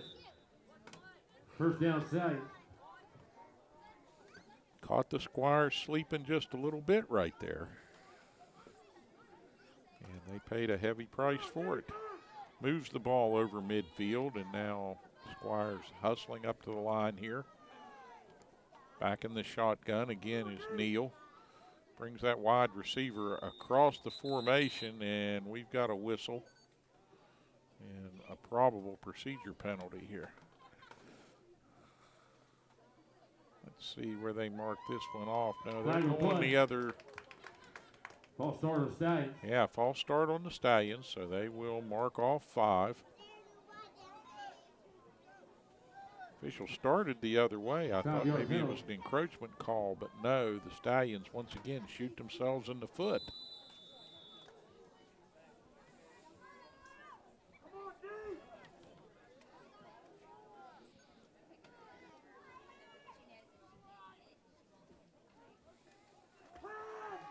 Neal back to pass, 2 receivers on this side of the formation.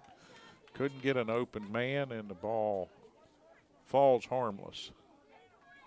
Neal's pass intended for Calvert is incomplete. Brings up 2nd down.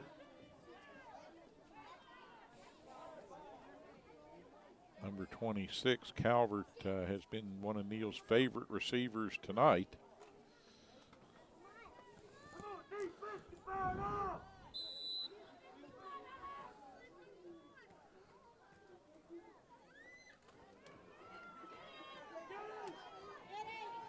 Quick handoff, turning the corner and getting into open field. And the Stallions get a big gain before the tackle from number 39 there, Wetzel. And I think it was Larry Barnett with the tackle. Brought down by Wilkins. 1st down, Stallions.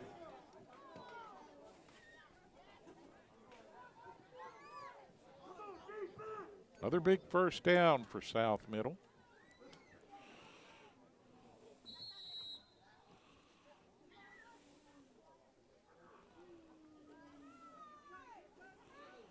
They're going to cut it back to the near side, turning it up into the middle there, and just chugging away.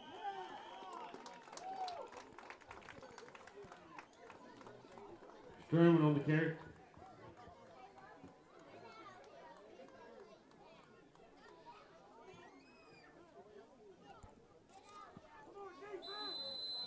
Gain of about 8. Brings up 2nd down.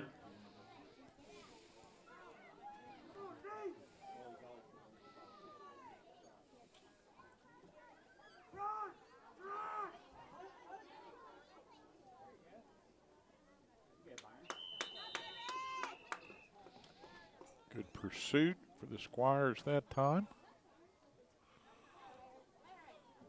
Deshaun Stevens, the carry.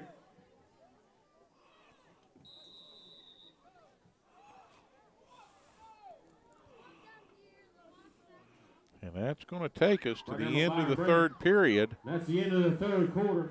As the Squires will change ends of the field here now and try to get a stop.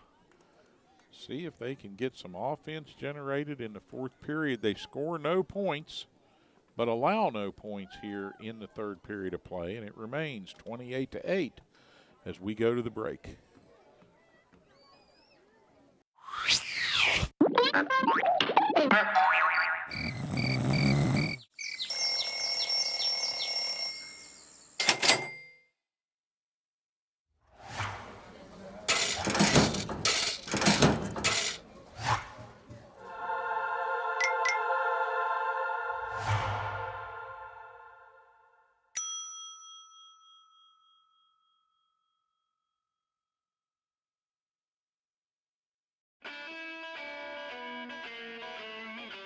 From a simple switch, troubleshooting a problem, a new service, to that backup generator that you'll need in times of emergency, Blake Electric can handle all your electrical needs. They have the experience and knowledge to do it professionally and safely and do the job right the first time. There's been an accident. The emergency has left you with physical trauma and legal issues to deal with. The bills are piling up, and you're overwhelmed. Where do you turn for legal representation? Hi, I'm Paul Eastep. And I'm Steve Schaefer. We're attorneys practicing right here in your home county of Preston. Centrally located on West Main Street in Kingwood, just across from McDonald's, the offices of Eastep and Schaefer are an easy drive from anywhere in Preston County. You don't have to go outside Preston County to hire a lawyer with the know-how, the experience, and the knowledge to represent you fairly in a serious personal injury matter.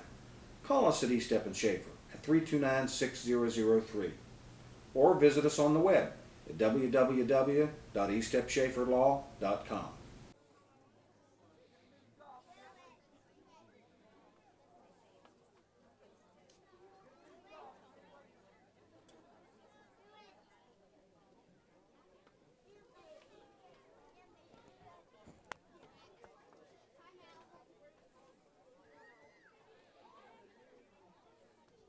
Back for the start of fourth quarter action. Here we go with the Squires lining up once again with their backs against the wall.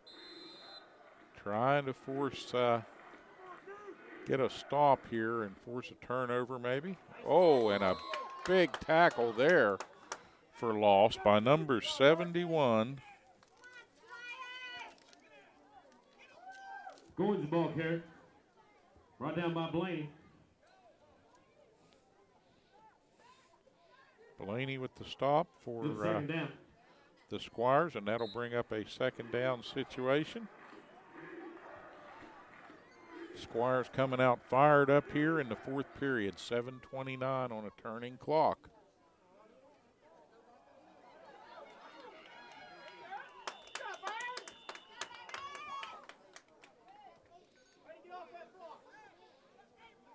A little hesitation and a nice cutback. Gave about 5. Brings up third down.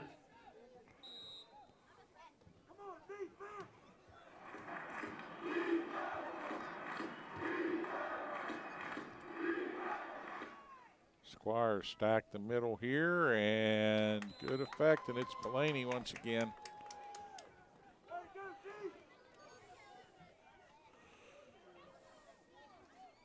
Wraps up the ball carrier and tackle for loss. Stevens brought down the backfield by Blaney. Brings up 4th and long. Fourth down territory.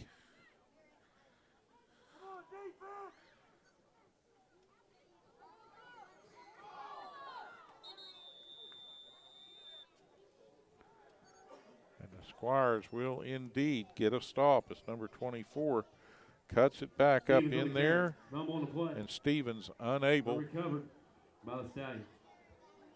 to go anywhere. Stallions recover the fumble by Stevens, but the Squires take over on downs. Squires start the drive. 6:20 as the 16 Squires yard. start on their own 15.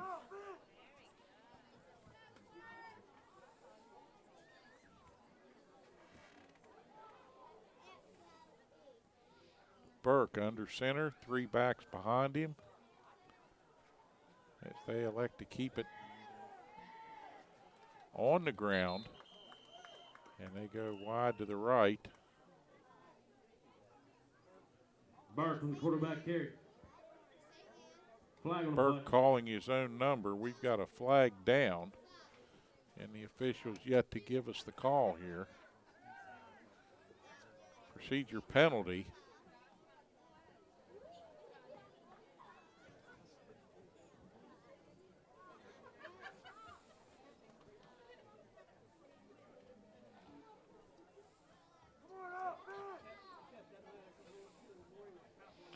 And the penalty declined, bringing up a second down.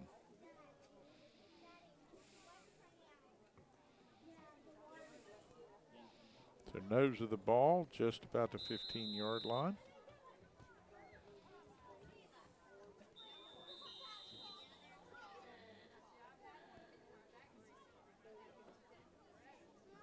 Timeout, Squires. And we've got a timeout in the action. The Squires take a timeout. With 6:05 remaining, they come to the near side here.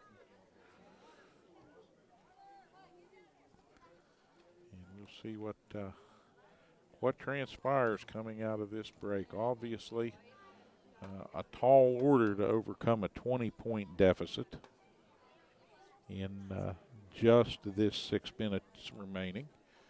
But no quit in this Squires team, and obviously they'd like to get some points on the board here and prove that they are worthy contenders even in this first year of play.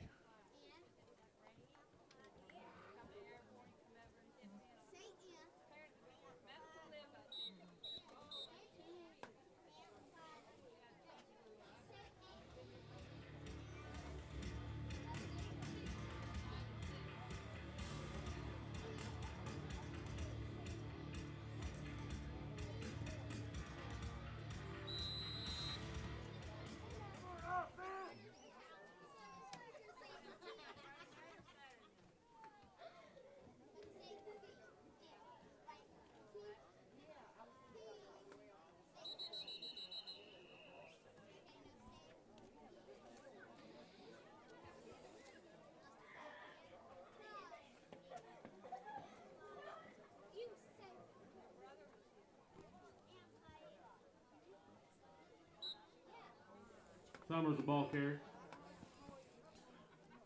Lost the cue. Brings up third down.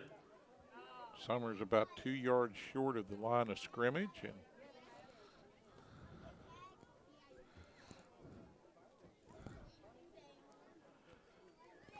makes it about a 3rd and 12 situation.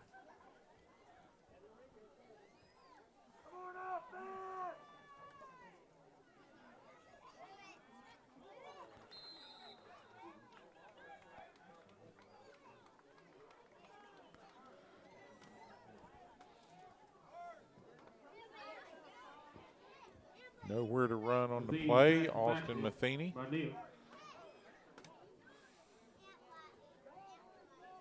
Neal lowers the boom on Matheny. And he's going to come off to the near side here now on 4th down.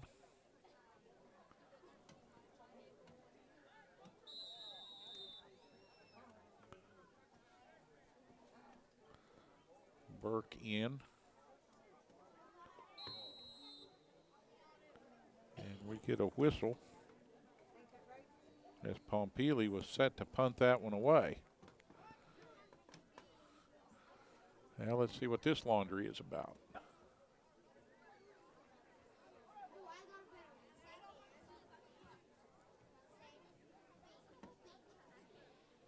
Officials are going to back the Squires up a little bit farther, putting Pompili's heels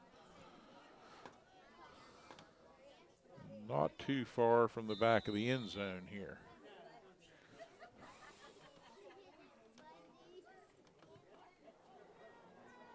High kick, but short. And then it takes a Squires bounce and a roll. And that ball will only get out to about the 20-yard line. So again, similar situation to first half play in the second period that saw the Squires pinned in their own end defensively and made it rough going.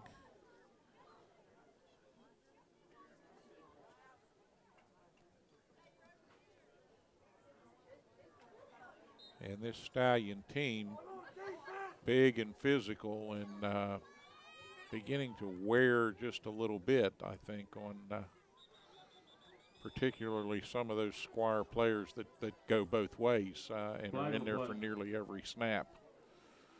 Flag on the play. And it's another procedure call. Now, the Stallions may be setting a record for procedure penalties here this evening, as they have just had a ton of false starts here.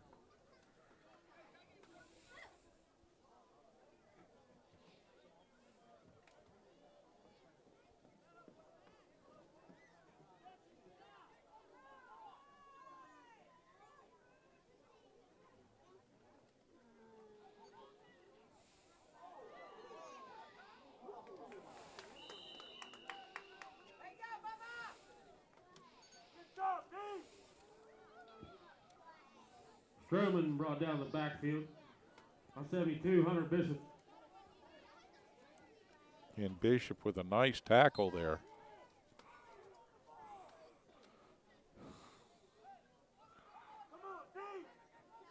Sherman tried to turn the corner.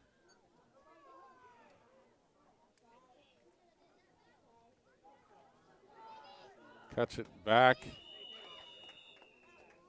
Just off tackle this time and races Sherman again, the ball carrier. out to the Brought down by sideline Wilkins. there. Wilkins will bring him down short of the first down. It'll be 3rd and about 3. Brings up 3rd down.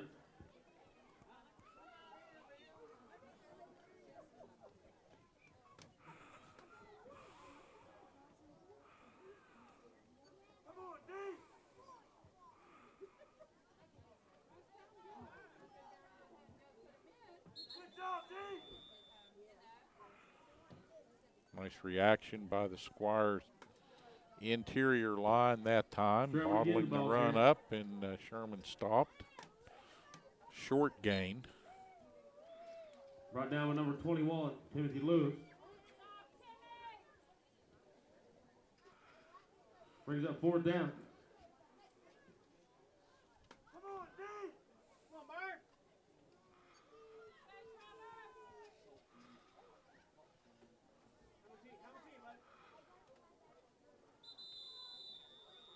The Squires with a little stunt going on that time, and they brought a couple of linebackers on the blitz. Goins the ball carrier. No gain on the play. Be a turnover on down. Good defensive stand again by the Squires here tonight. So despite the all-important points on the board being lopsided, the Squires have shown some willingness to play tough defensively when their backs are against the wall. Just awfully hard to take the ball from down here, and aside from their initial drive, they've had a difficult time maintaining drives.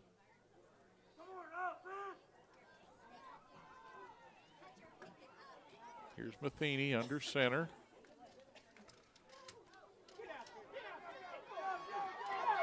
Quick pitch to Summers, and he's tight roping it down the sideline, and the whistle is going to blow and stop him as he stepped on Summers, the the ball carrier. line. They're going to mark him out of bounds way Out of bounds back about the 50. at midfield, but he had his First down, sights set on Squire. the end zone.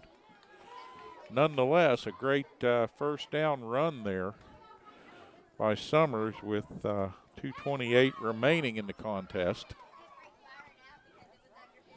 And he was just a breath away from taking that one all the way to the house.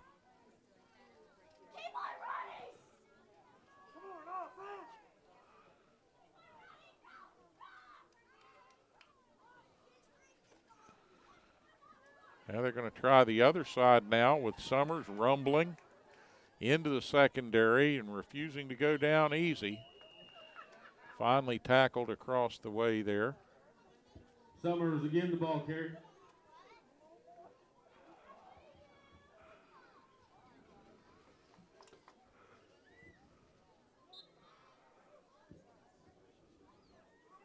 Brought down by Tyler Cobalt. This series much more reminiscent Gain of about the 7. first offensive possession for the Second Squires down. to start the game.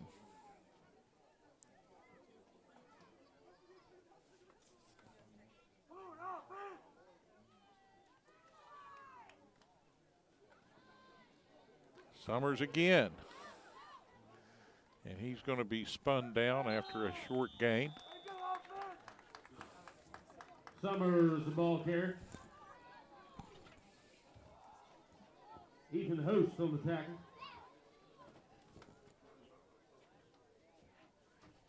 First down, Squires. Summers with the first down, and now a minute and a half remaining in regulation play as the Squires in the huddle here.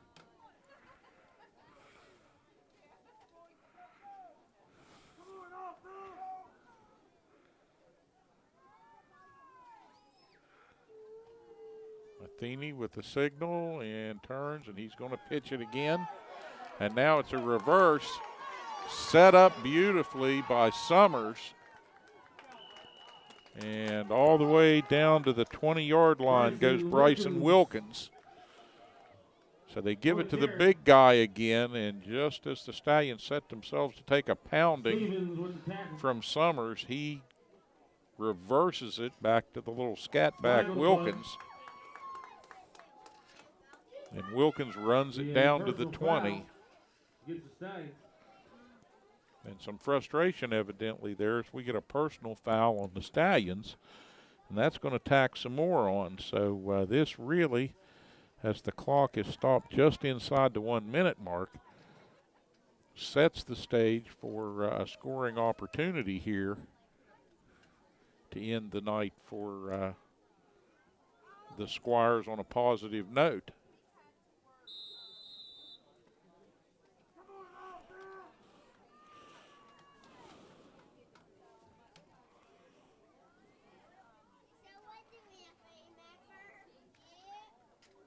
First down and the give, straight ahead. Dashing in there. Jess Gribble with a nice run. Second down. Pickup of about 5, and now the clock turning inside 30 seconds, and the Squires hustling a man in there. Need to try and do something with some degree of certainty on this play, as they are rapidly running out of time. Clock turning inside 12 now. As Matheny takes the ball. The pitch to Summers. Summers is going to run that one in on the near side, so a fitting end to the drive as they rode Summers all the way down the field on his broad shoulders, with a little wrinkle thrown in with a reverse to Wilkins, and now Summers finishes it off with just 4.5 seconds remaining on the clock. Giving them their 14th point of the evening.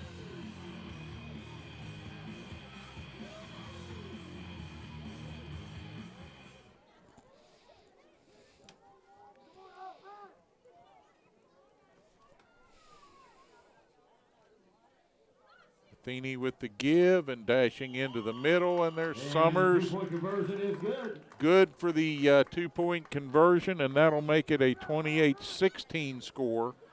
4.5 seconds remaining in the contest. So the Squires start with a good drive and they end with a good drive here tonight.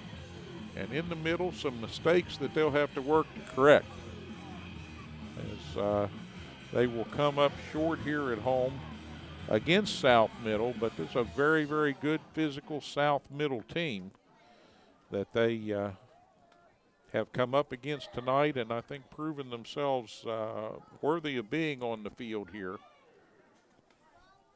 in Knight Stadium in this first season.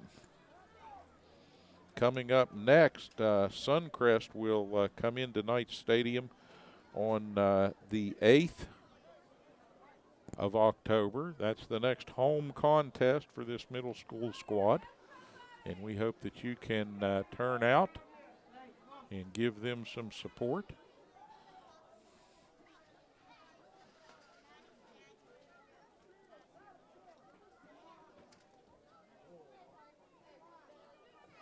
I got to say, on a personal note, the boosters organization here for the middle school, they got the chili on those dogs just right tonight. Come on out and try them next game. Their onside kick, and that's going to be covered by the Stallions. And we'll have one more snap and put this one to bed for the evening. But we have so enjoyed being invited into your homes around the Atlantic Broadband cable area. And we hope that you've enjoyed watching Preston Middle School football here on Atlantic Broadband, cable channel 7. We remind you, as always, replays available at any time once we get this one loaded up onto the YouTube page. www.youtube.com/cable7. Saying something back to you. That's the end of the ball game. All right, we come to the end of this one, and With the your final Squires fall by a 28-16 score. South But a lot of Stallions fun 28, here tonight in Knight Stadium, and some good Squire football played by 16. these youngsters here in their inaugural season as they line up to shake hands with their opponents. We will bid you a very, very good evening from Kingwood until we see you again with more Preston County sports here on Cable Channel 7, your hometown TV station. Thank you, and have a very, very good night.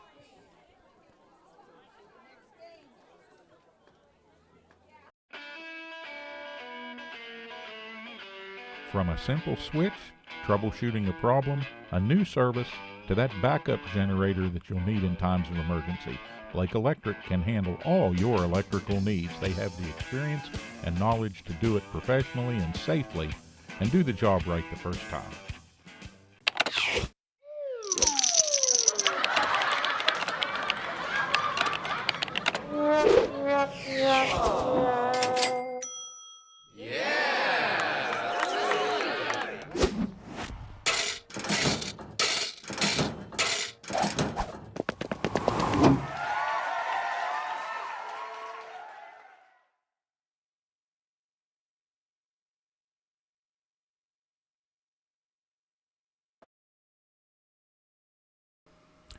There's been an accident. The emergency has left you with physical trauma and legal issues to deal with. The bills are piling up, and you're overwhelmed. Where do you turn for legal representation? Hi, I'm Paul Eastep. And I'm Steve Schaefer. We're attorneys practicing right here in your home county of Preston. Centrally located on West Main Street in Kingwood, just across from McDonald's, the offices of Eastep and Schaefer are an easy drive from anywhere in Preston County. You don't have to go outside Preston County to hire a lawyer with the know-how, the experience, and the knowledge to represent you fairly in a serious personal injury matter. Call us at Eastep and Schaefer at 329-6003 or visit us on the web at www.eastepschaeferlaw.com.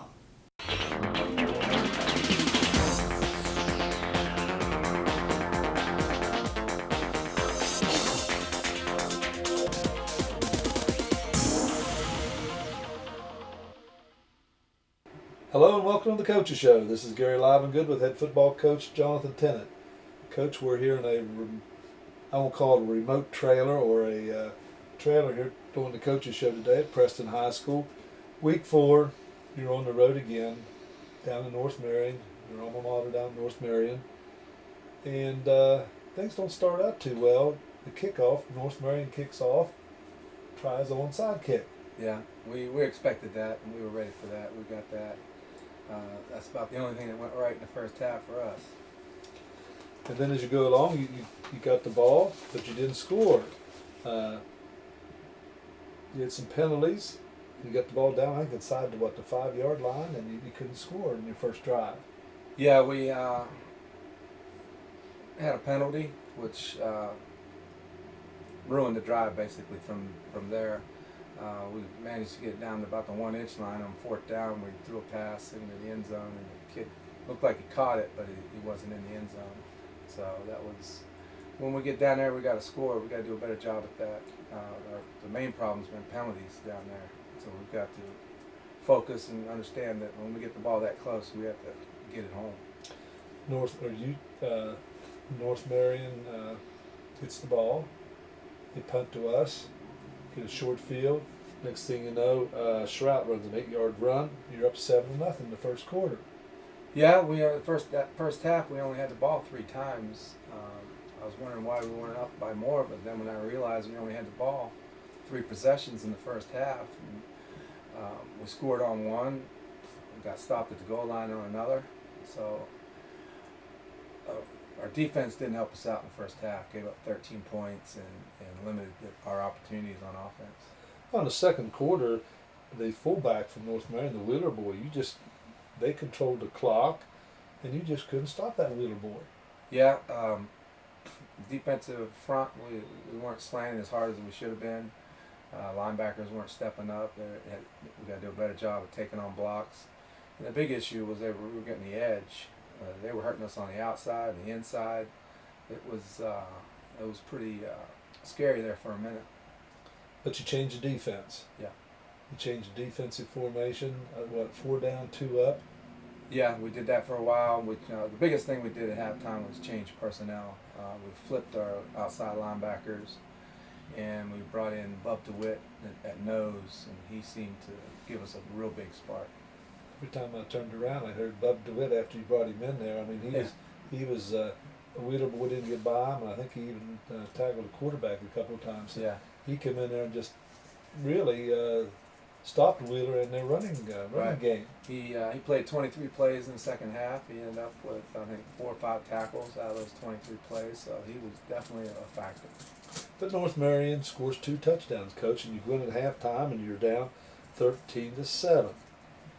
What are you telling your boys at the dressing room? Well, I told them they better get buckwheat cakes off their mind and bow hunting off their mind and finish this ball game, because this is not acceptable at this point in the development of this program, is to go down there and get beat by a winless team.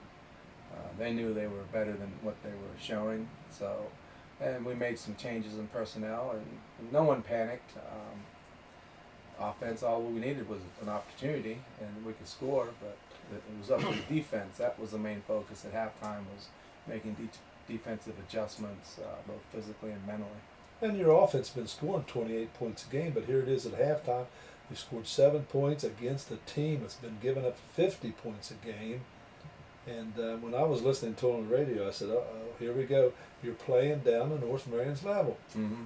Yeah, that's what I was wondering too. What are we doing? And then I realized we only had the ball 3 times in the first half and scored on one of them, stopped at the goal line the other. So I knew we had to make some changes on defense so we can get the ball back to the offense and give them a chance. And I kept wondering, where's 24? Where's 24? Where's 24? But when you only run the ball 2 or 3 series. Yeah, that was the frustrating part. The good thing is the kids responded. They didn't panic, but they came out, refocused themselves, and played a lot better in the second half. And of course in the first half, Stone didn't complete a pass. I think only threw 2 or 3, but didn't complete a pass. And we didn't see. Basically, you played poorly the first half.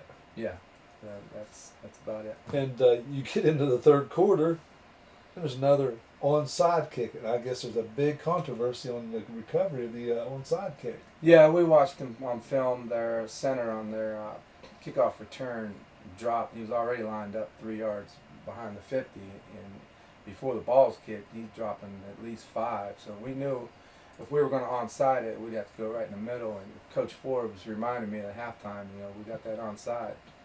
So I said, well, we might as well try it, because the way our defense was playing at that point, we didn't really want to give them the ball, and we wanted to get our offense a chance. So we went ahead and rolled the dice, and we came out on top. And you go back to the power I, and you run noose, shroud. And at the end of the third quarter, you're up 14-13. Yeah, and that was nice to see. We were running 40 and 41 trap. That's been a good play for us the last couple of years, with Noose and Bub trapping and the Schaefer boys trapping. They really like that play, and it's been very successful. That's what we relied on in the second half. And you have not been very successful in the PATs all year. Got a new boy in the Farrell boy come in. Yeah, the sophomore. He's soccer's his #1 sport. We get to use him on Thursdays, and he works out with us. And it was time for him to see what he could do. I put him in there in a pressure situation, tied at 13, and he came through. I knew he's got the ability, he just hadn't had the reps in practice to earn that spot, but he earned it the other night. So you got your PATs fixed up now. Fourth quarter, Noose 70-yard run, Shroud 29-yard run, Noose 8-yard run, Noose a 22-yard pass from Stone.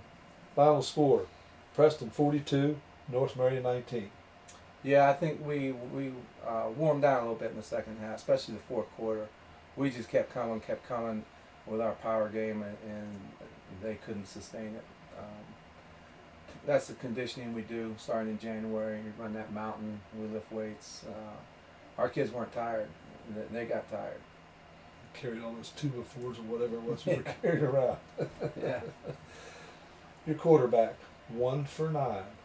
Is that a combination of receivers not running the routes or dropping the ball, or Scott's just not that accurate right now? Well, it's a combination of everyone: offensive line, receivers, quarterback. If we don't run the right route, then it's an inaccurate pass, or doesn't have time to throw it, doesn't have time to see the receivers. So we've definitely got to fix that. That's been a focus this week, and it will continue to be until we get it right. Josiah Noose is back on the go again. 234 yards, 2 touchdowns. Great game for the young man, and he was nominated for the WDTV Player of the Week. And I don't know when they make the announcement. You get 234 yards, 2 touchdowns. Cameron Shroud had his best game. 7 rushes, 94 yards, and 2 touchdowns. Yeah, it was on the same play. They just happened to be switching positions. And that 40-41 trap has been real good for us. Coach, you go to 3-2 on the year. North Marion goes to 0-4. Coach, the season's flying by. Here we are, mid-season already. Yeah, we just talked about that after practice. We can guarantee them 5 more games. Anything after that, they've got to earn. Coach, injury report. Everyone come out all right? Friday, yes, everyone came out all right. We had a couple kids not play because of injury. We're going to get one back. Came back to practice Monday and yesterday. And one we're still not sure about. He's got to go back to the doctor, and hopefully he'll be back. And looking at some scores, Bridgeport, 41, East Fairmont, 0. Team we play here in a few weeks. Buchanan, 41, Oak Hill, 27. Buchanan evidently. Yeah, they're sitting at 3-1. Yeah. They got to come to our place on our. That'll be our pink out night. That's going to be really exciting. That's going to be a very important game for us. We have a little revenge coming back, don't we? Yeah, we didn't play very. That's where the wheels fell off last year. Those last 2 ball games. It started in Buchanan, and we didn't play very well, and we let that one get away. Yeah. Fairmont Senior, 42, Elkins 7. I thought Elkins, when they started out, was going to have a good ball team, but they just kind of.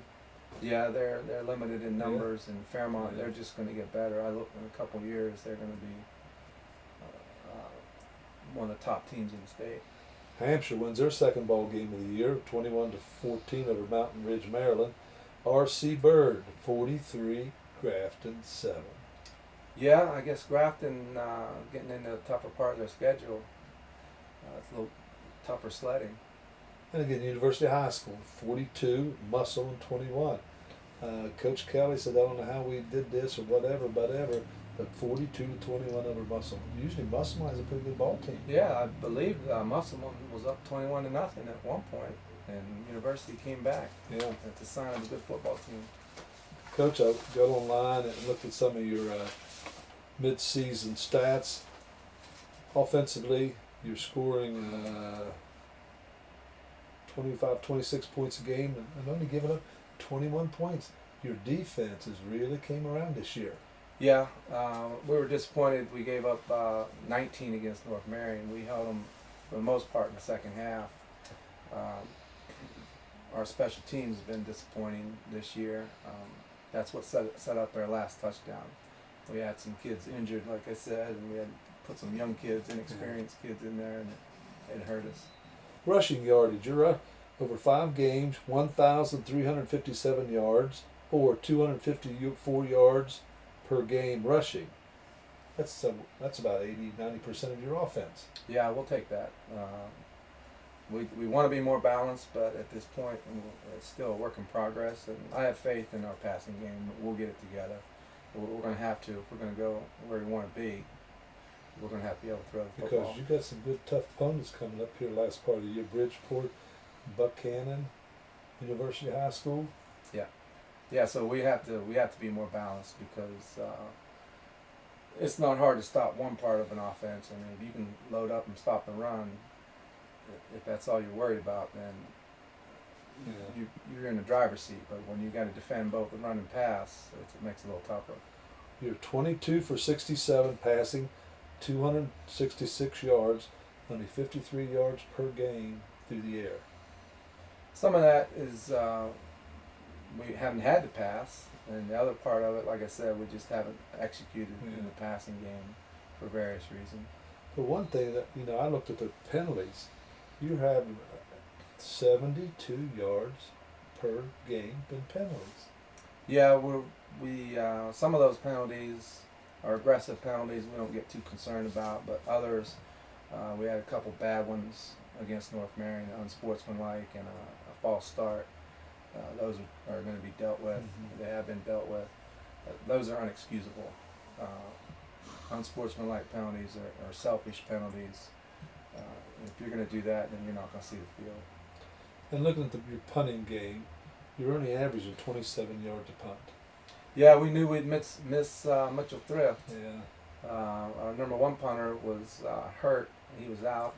Hasn't practiced very much, but we got off a nice one. We're kind of doing it by committee now. Maybe in the future we won't punt as much. Maybe we'll just go for it instead.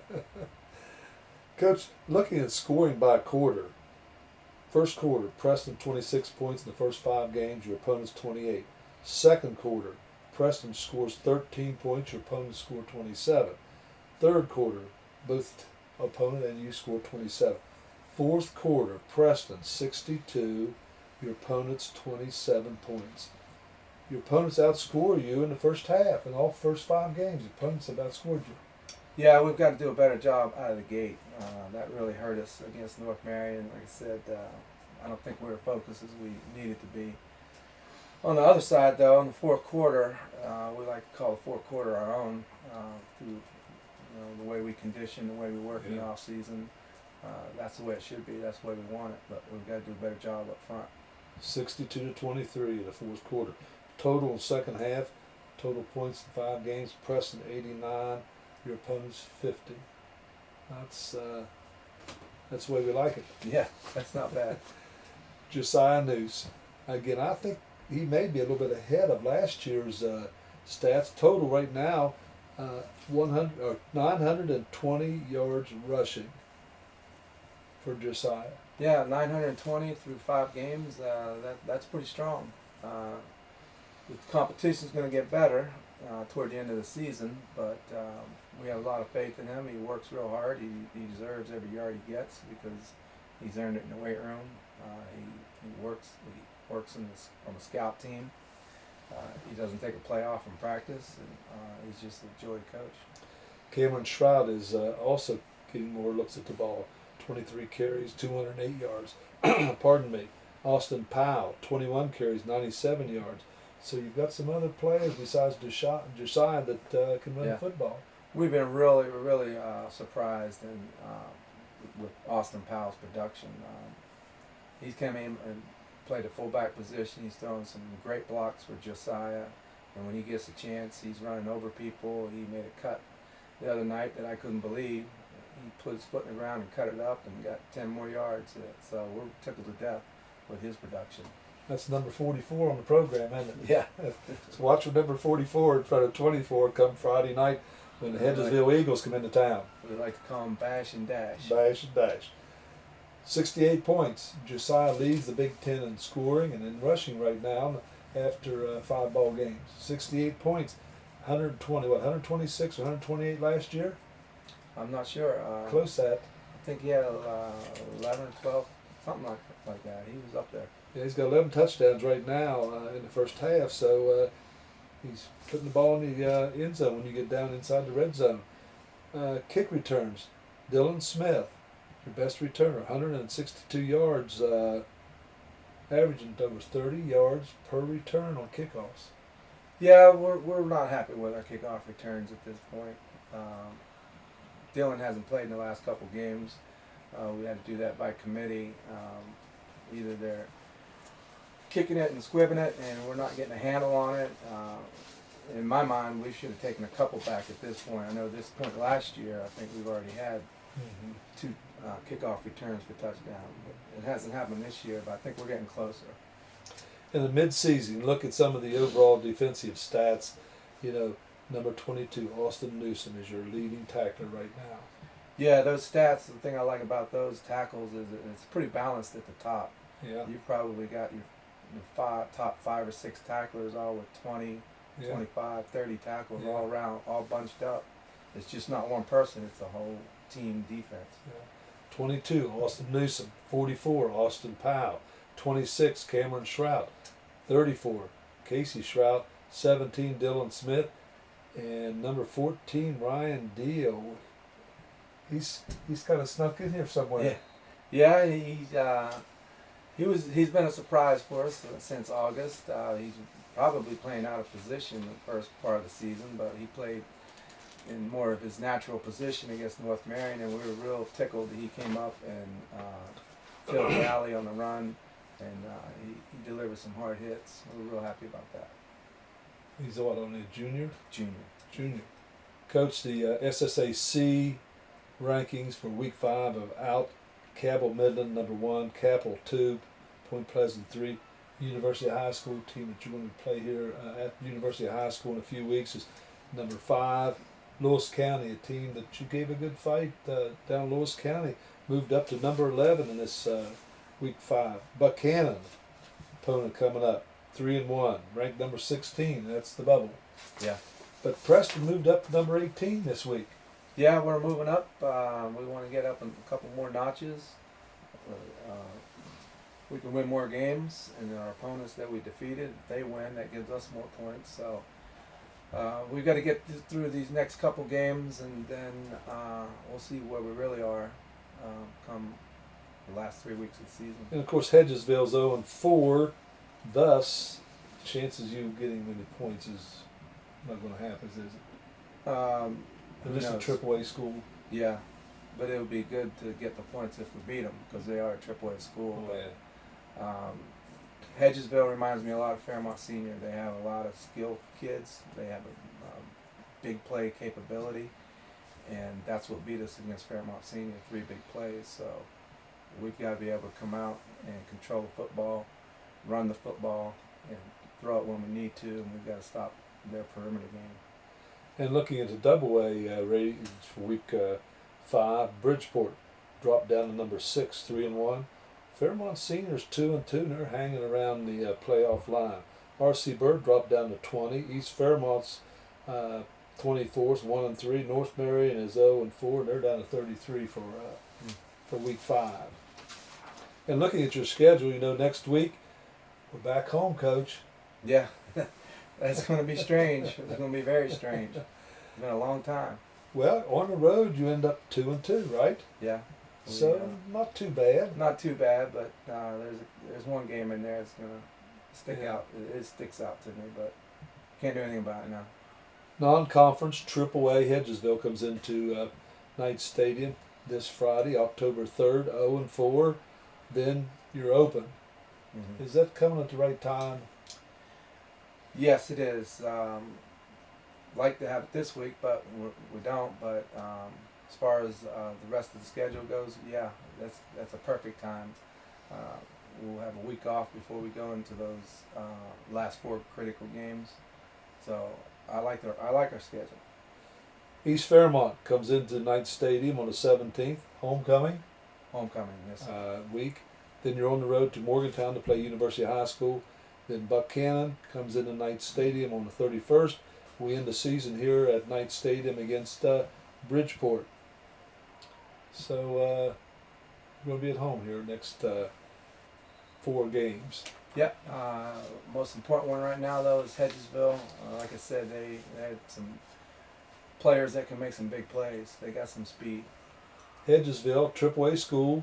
Last year, Hedgesville, and that game 46-40, Hedgesville won, and we've talked about it before. That's water over the dam, but If we make our extra points, we win that game. Hedgesville had a bye week this week. Yeah. so they get a rest and get all healed up. They got a brand new coach down there, Aaron Fiddler, and we all around here know his father, Alan Fiddler, when he was down at Moorfield all those years and bringing in all those championships for Moorfield. Went to Glenville, now he's coaching down in Virginia. But anyway, Aaron Fiddler, the new coach down in Hedgesville, and 0-4. And tell us about your preparation defensively for. I know they got this number 2 Brown boy, 6 foot 180, and they got a couple other, like you said, skilled players. Yeah, What do you defense? the Stephen Brown kid, number 2, he's their main cog. What they like to do is run the jet sweep with him, either way, anywhere on the field, anytime. And when he's not running the jet sweep, he's back in Wildcat, and they're running the sweep with him, just leading with the up back and a wing and receivers, and just like overloading it, and he's just gonna pick his hole.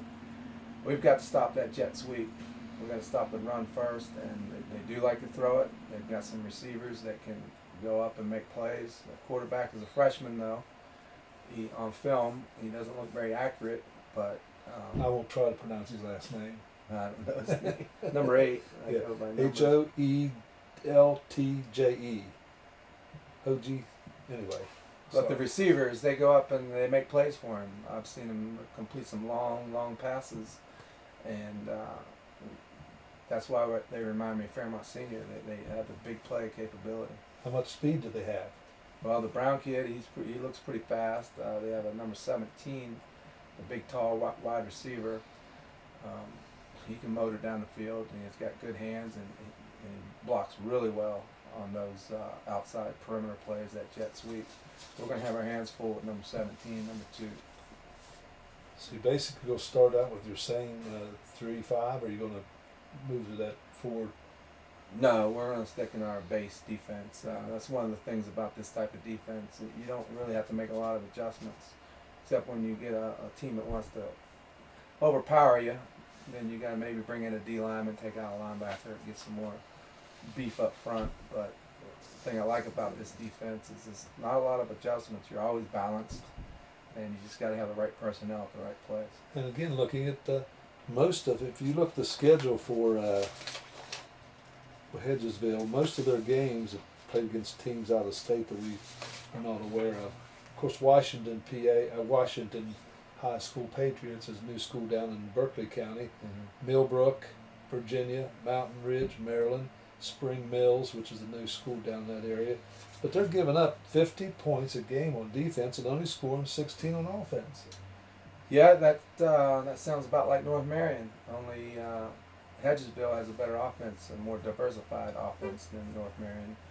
So if we come out and play like we're capable of, then we'll be in the ball game. We'll have a chance. But if we don't come out focused and with a high level of energy, then it's going to be a long night. And not playing down to their level. And, Exactly. Yeah, because I think our skilled players are good, with our offense, 28 points a game, and your defense has really, really come around here as the season goes on. Yeah, the defense is starting to get an identity, and that's what you need. Is if you want to be a good defense, you got to be known for something, and I think the kids are starting to believe that, hey, we can play defense here at Preston. Yeah, because your C5 or 6 senior will have the same.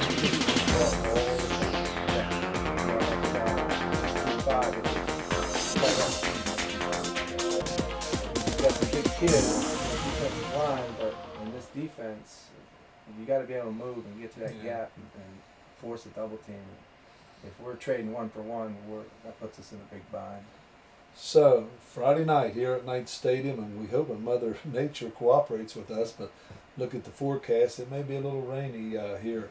Of course, it's fall here in Preston County. It's the start of October already. Friday night here at Knight Stadium, the Hedgesville Eagles, 0-4, a non-conference game will be here. So come up and see our 3-2 Preston Knights take on the Hedgesville Eagles. Coach, JV team played again Monday night. Real proud of them. They went down early, 16-0, and came back and beat North Marion's JV team 18-16. Made some mental errors. Had a bad snap on a punt and basically gifted them a touchdown. Then they picked up a fumble and ran it back to our 2. That was another gift touchdown. But aside from that, we came back and they kept their cool and drove the football down the field, scored 3 touchdowns. So we 3-0 or 4-1? The JV team? Well, the JV team is, I think, 2-2. 2-2. 2-2. Okay, I missed a game somewhere along the line. So JV team's developing. Tomorrow night, the Rowlesburg Squires will be playing here on the turf or on The stadium. Stadium. But it's more suited for football. Not enough seats out there in the Tomorrow practice night, field. Wednesday night, the Rowlesburg Squires, the middle school football team, will be playing here at Knight Stadium. So come on up and watch the team play. Yeah, they're a lot of fun to watch. We saw them the other night, and they were having such a good time. It was inspiring. Coach, any final comments or things about Friday night's game? Friday night, the students are wanting to wear black, and we also we're going to be giving out some those necklace things that go around your neck. So we're going to light up the nights on this home game. Hopefully the weather doesn't scare anyone away. These kids are really looking forward to playing at home. They were talking about today. Finally, they get to play at home, and they're excited about that opportunity. So come to Knight Stadium Friday night, wear black, and root the Preston Knights on to win number 4. We're going to try. Win number 4 over the Hedgesville Eagles. So on behalf of our producer and director, Steve Blake, Coach Jonathan Tennant, this is Gary Livengood, thanking you for watching the Coaches Show.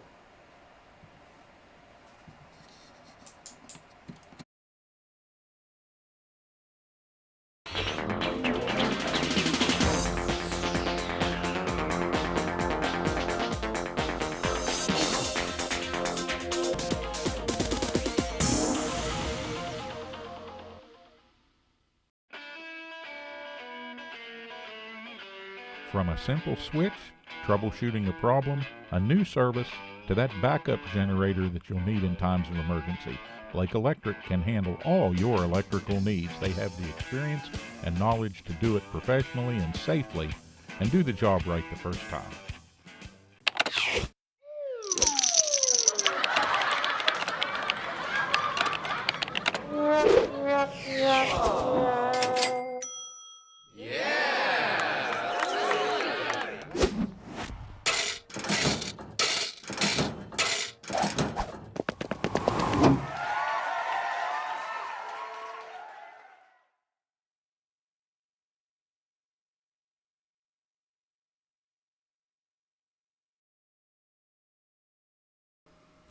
There's been an accident.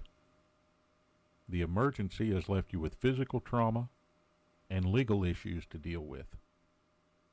The bills are piling up, and you're overwhelmed. Where do you turn for legal representation? Hi, I'm Paul Estep. And I'm Steve Schaefer. We're attorneys practicing right here in your home county of Preston. Centrally located on West Main Street in Kingwood, just across from McDonald's, the offices of Estep and Schaefer are an easy drive from anywhere in Preston County. You don't have to go outside Preston County to hire a lawyer with the know-how, the experience, and the knowledge to represent you fairly in a serious personal injury matter. Call us at Estep and Schaefer at 329-6003 or visit us on the web at www.estepschaeferlaw.com.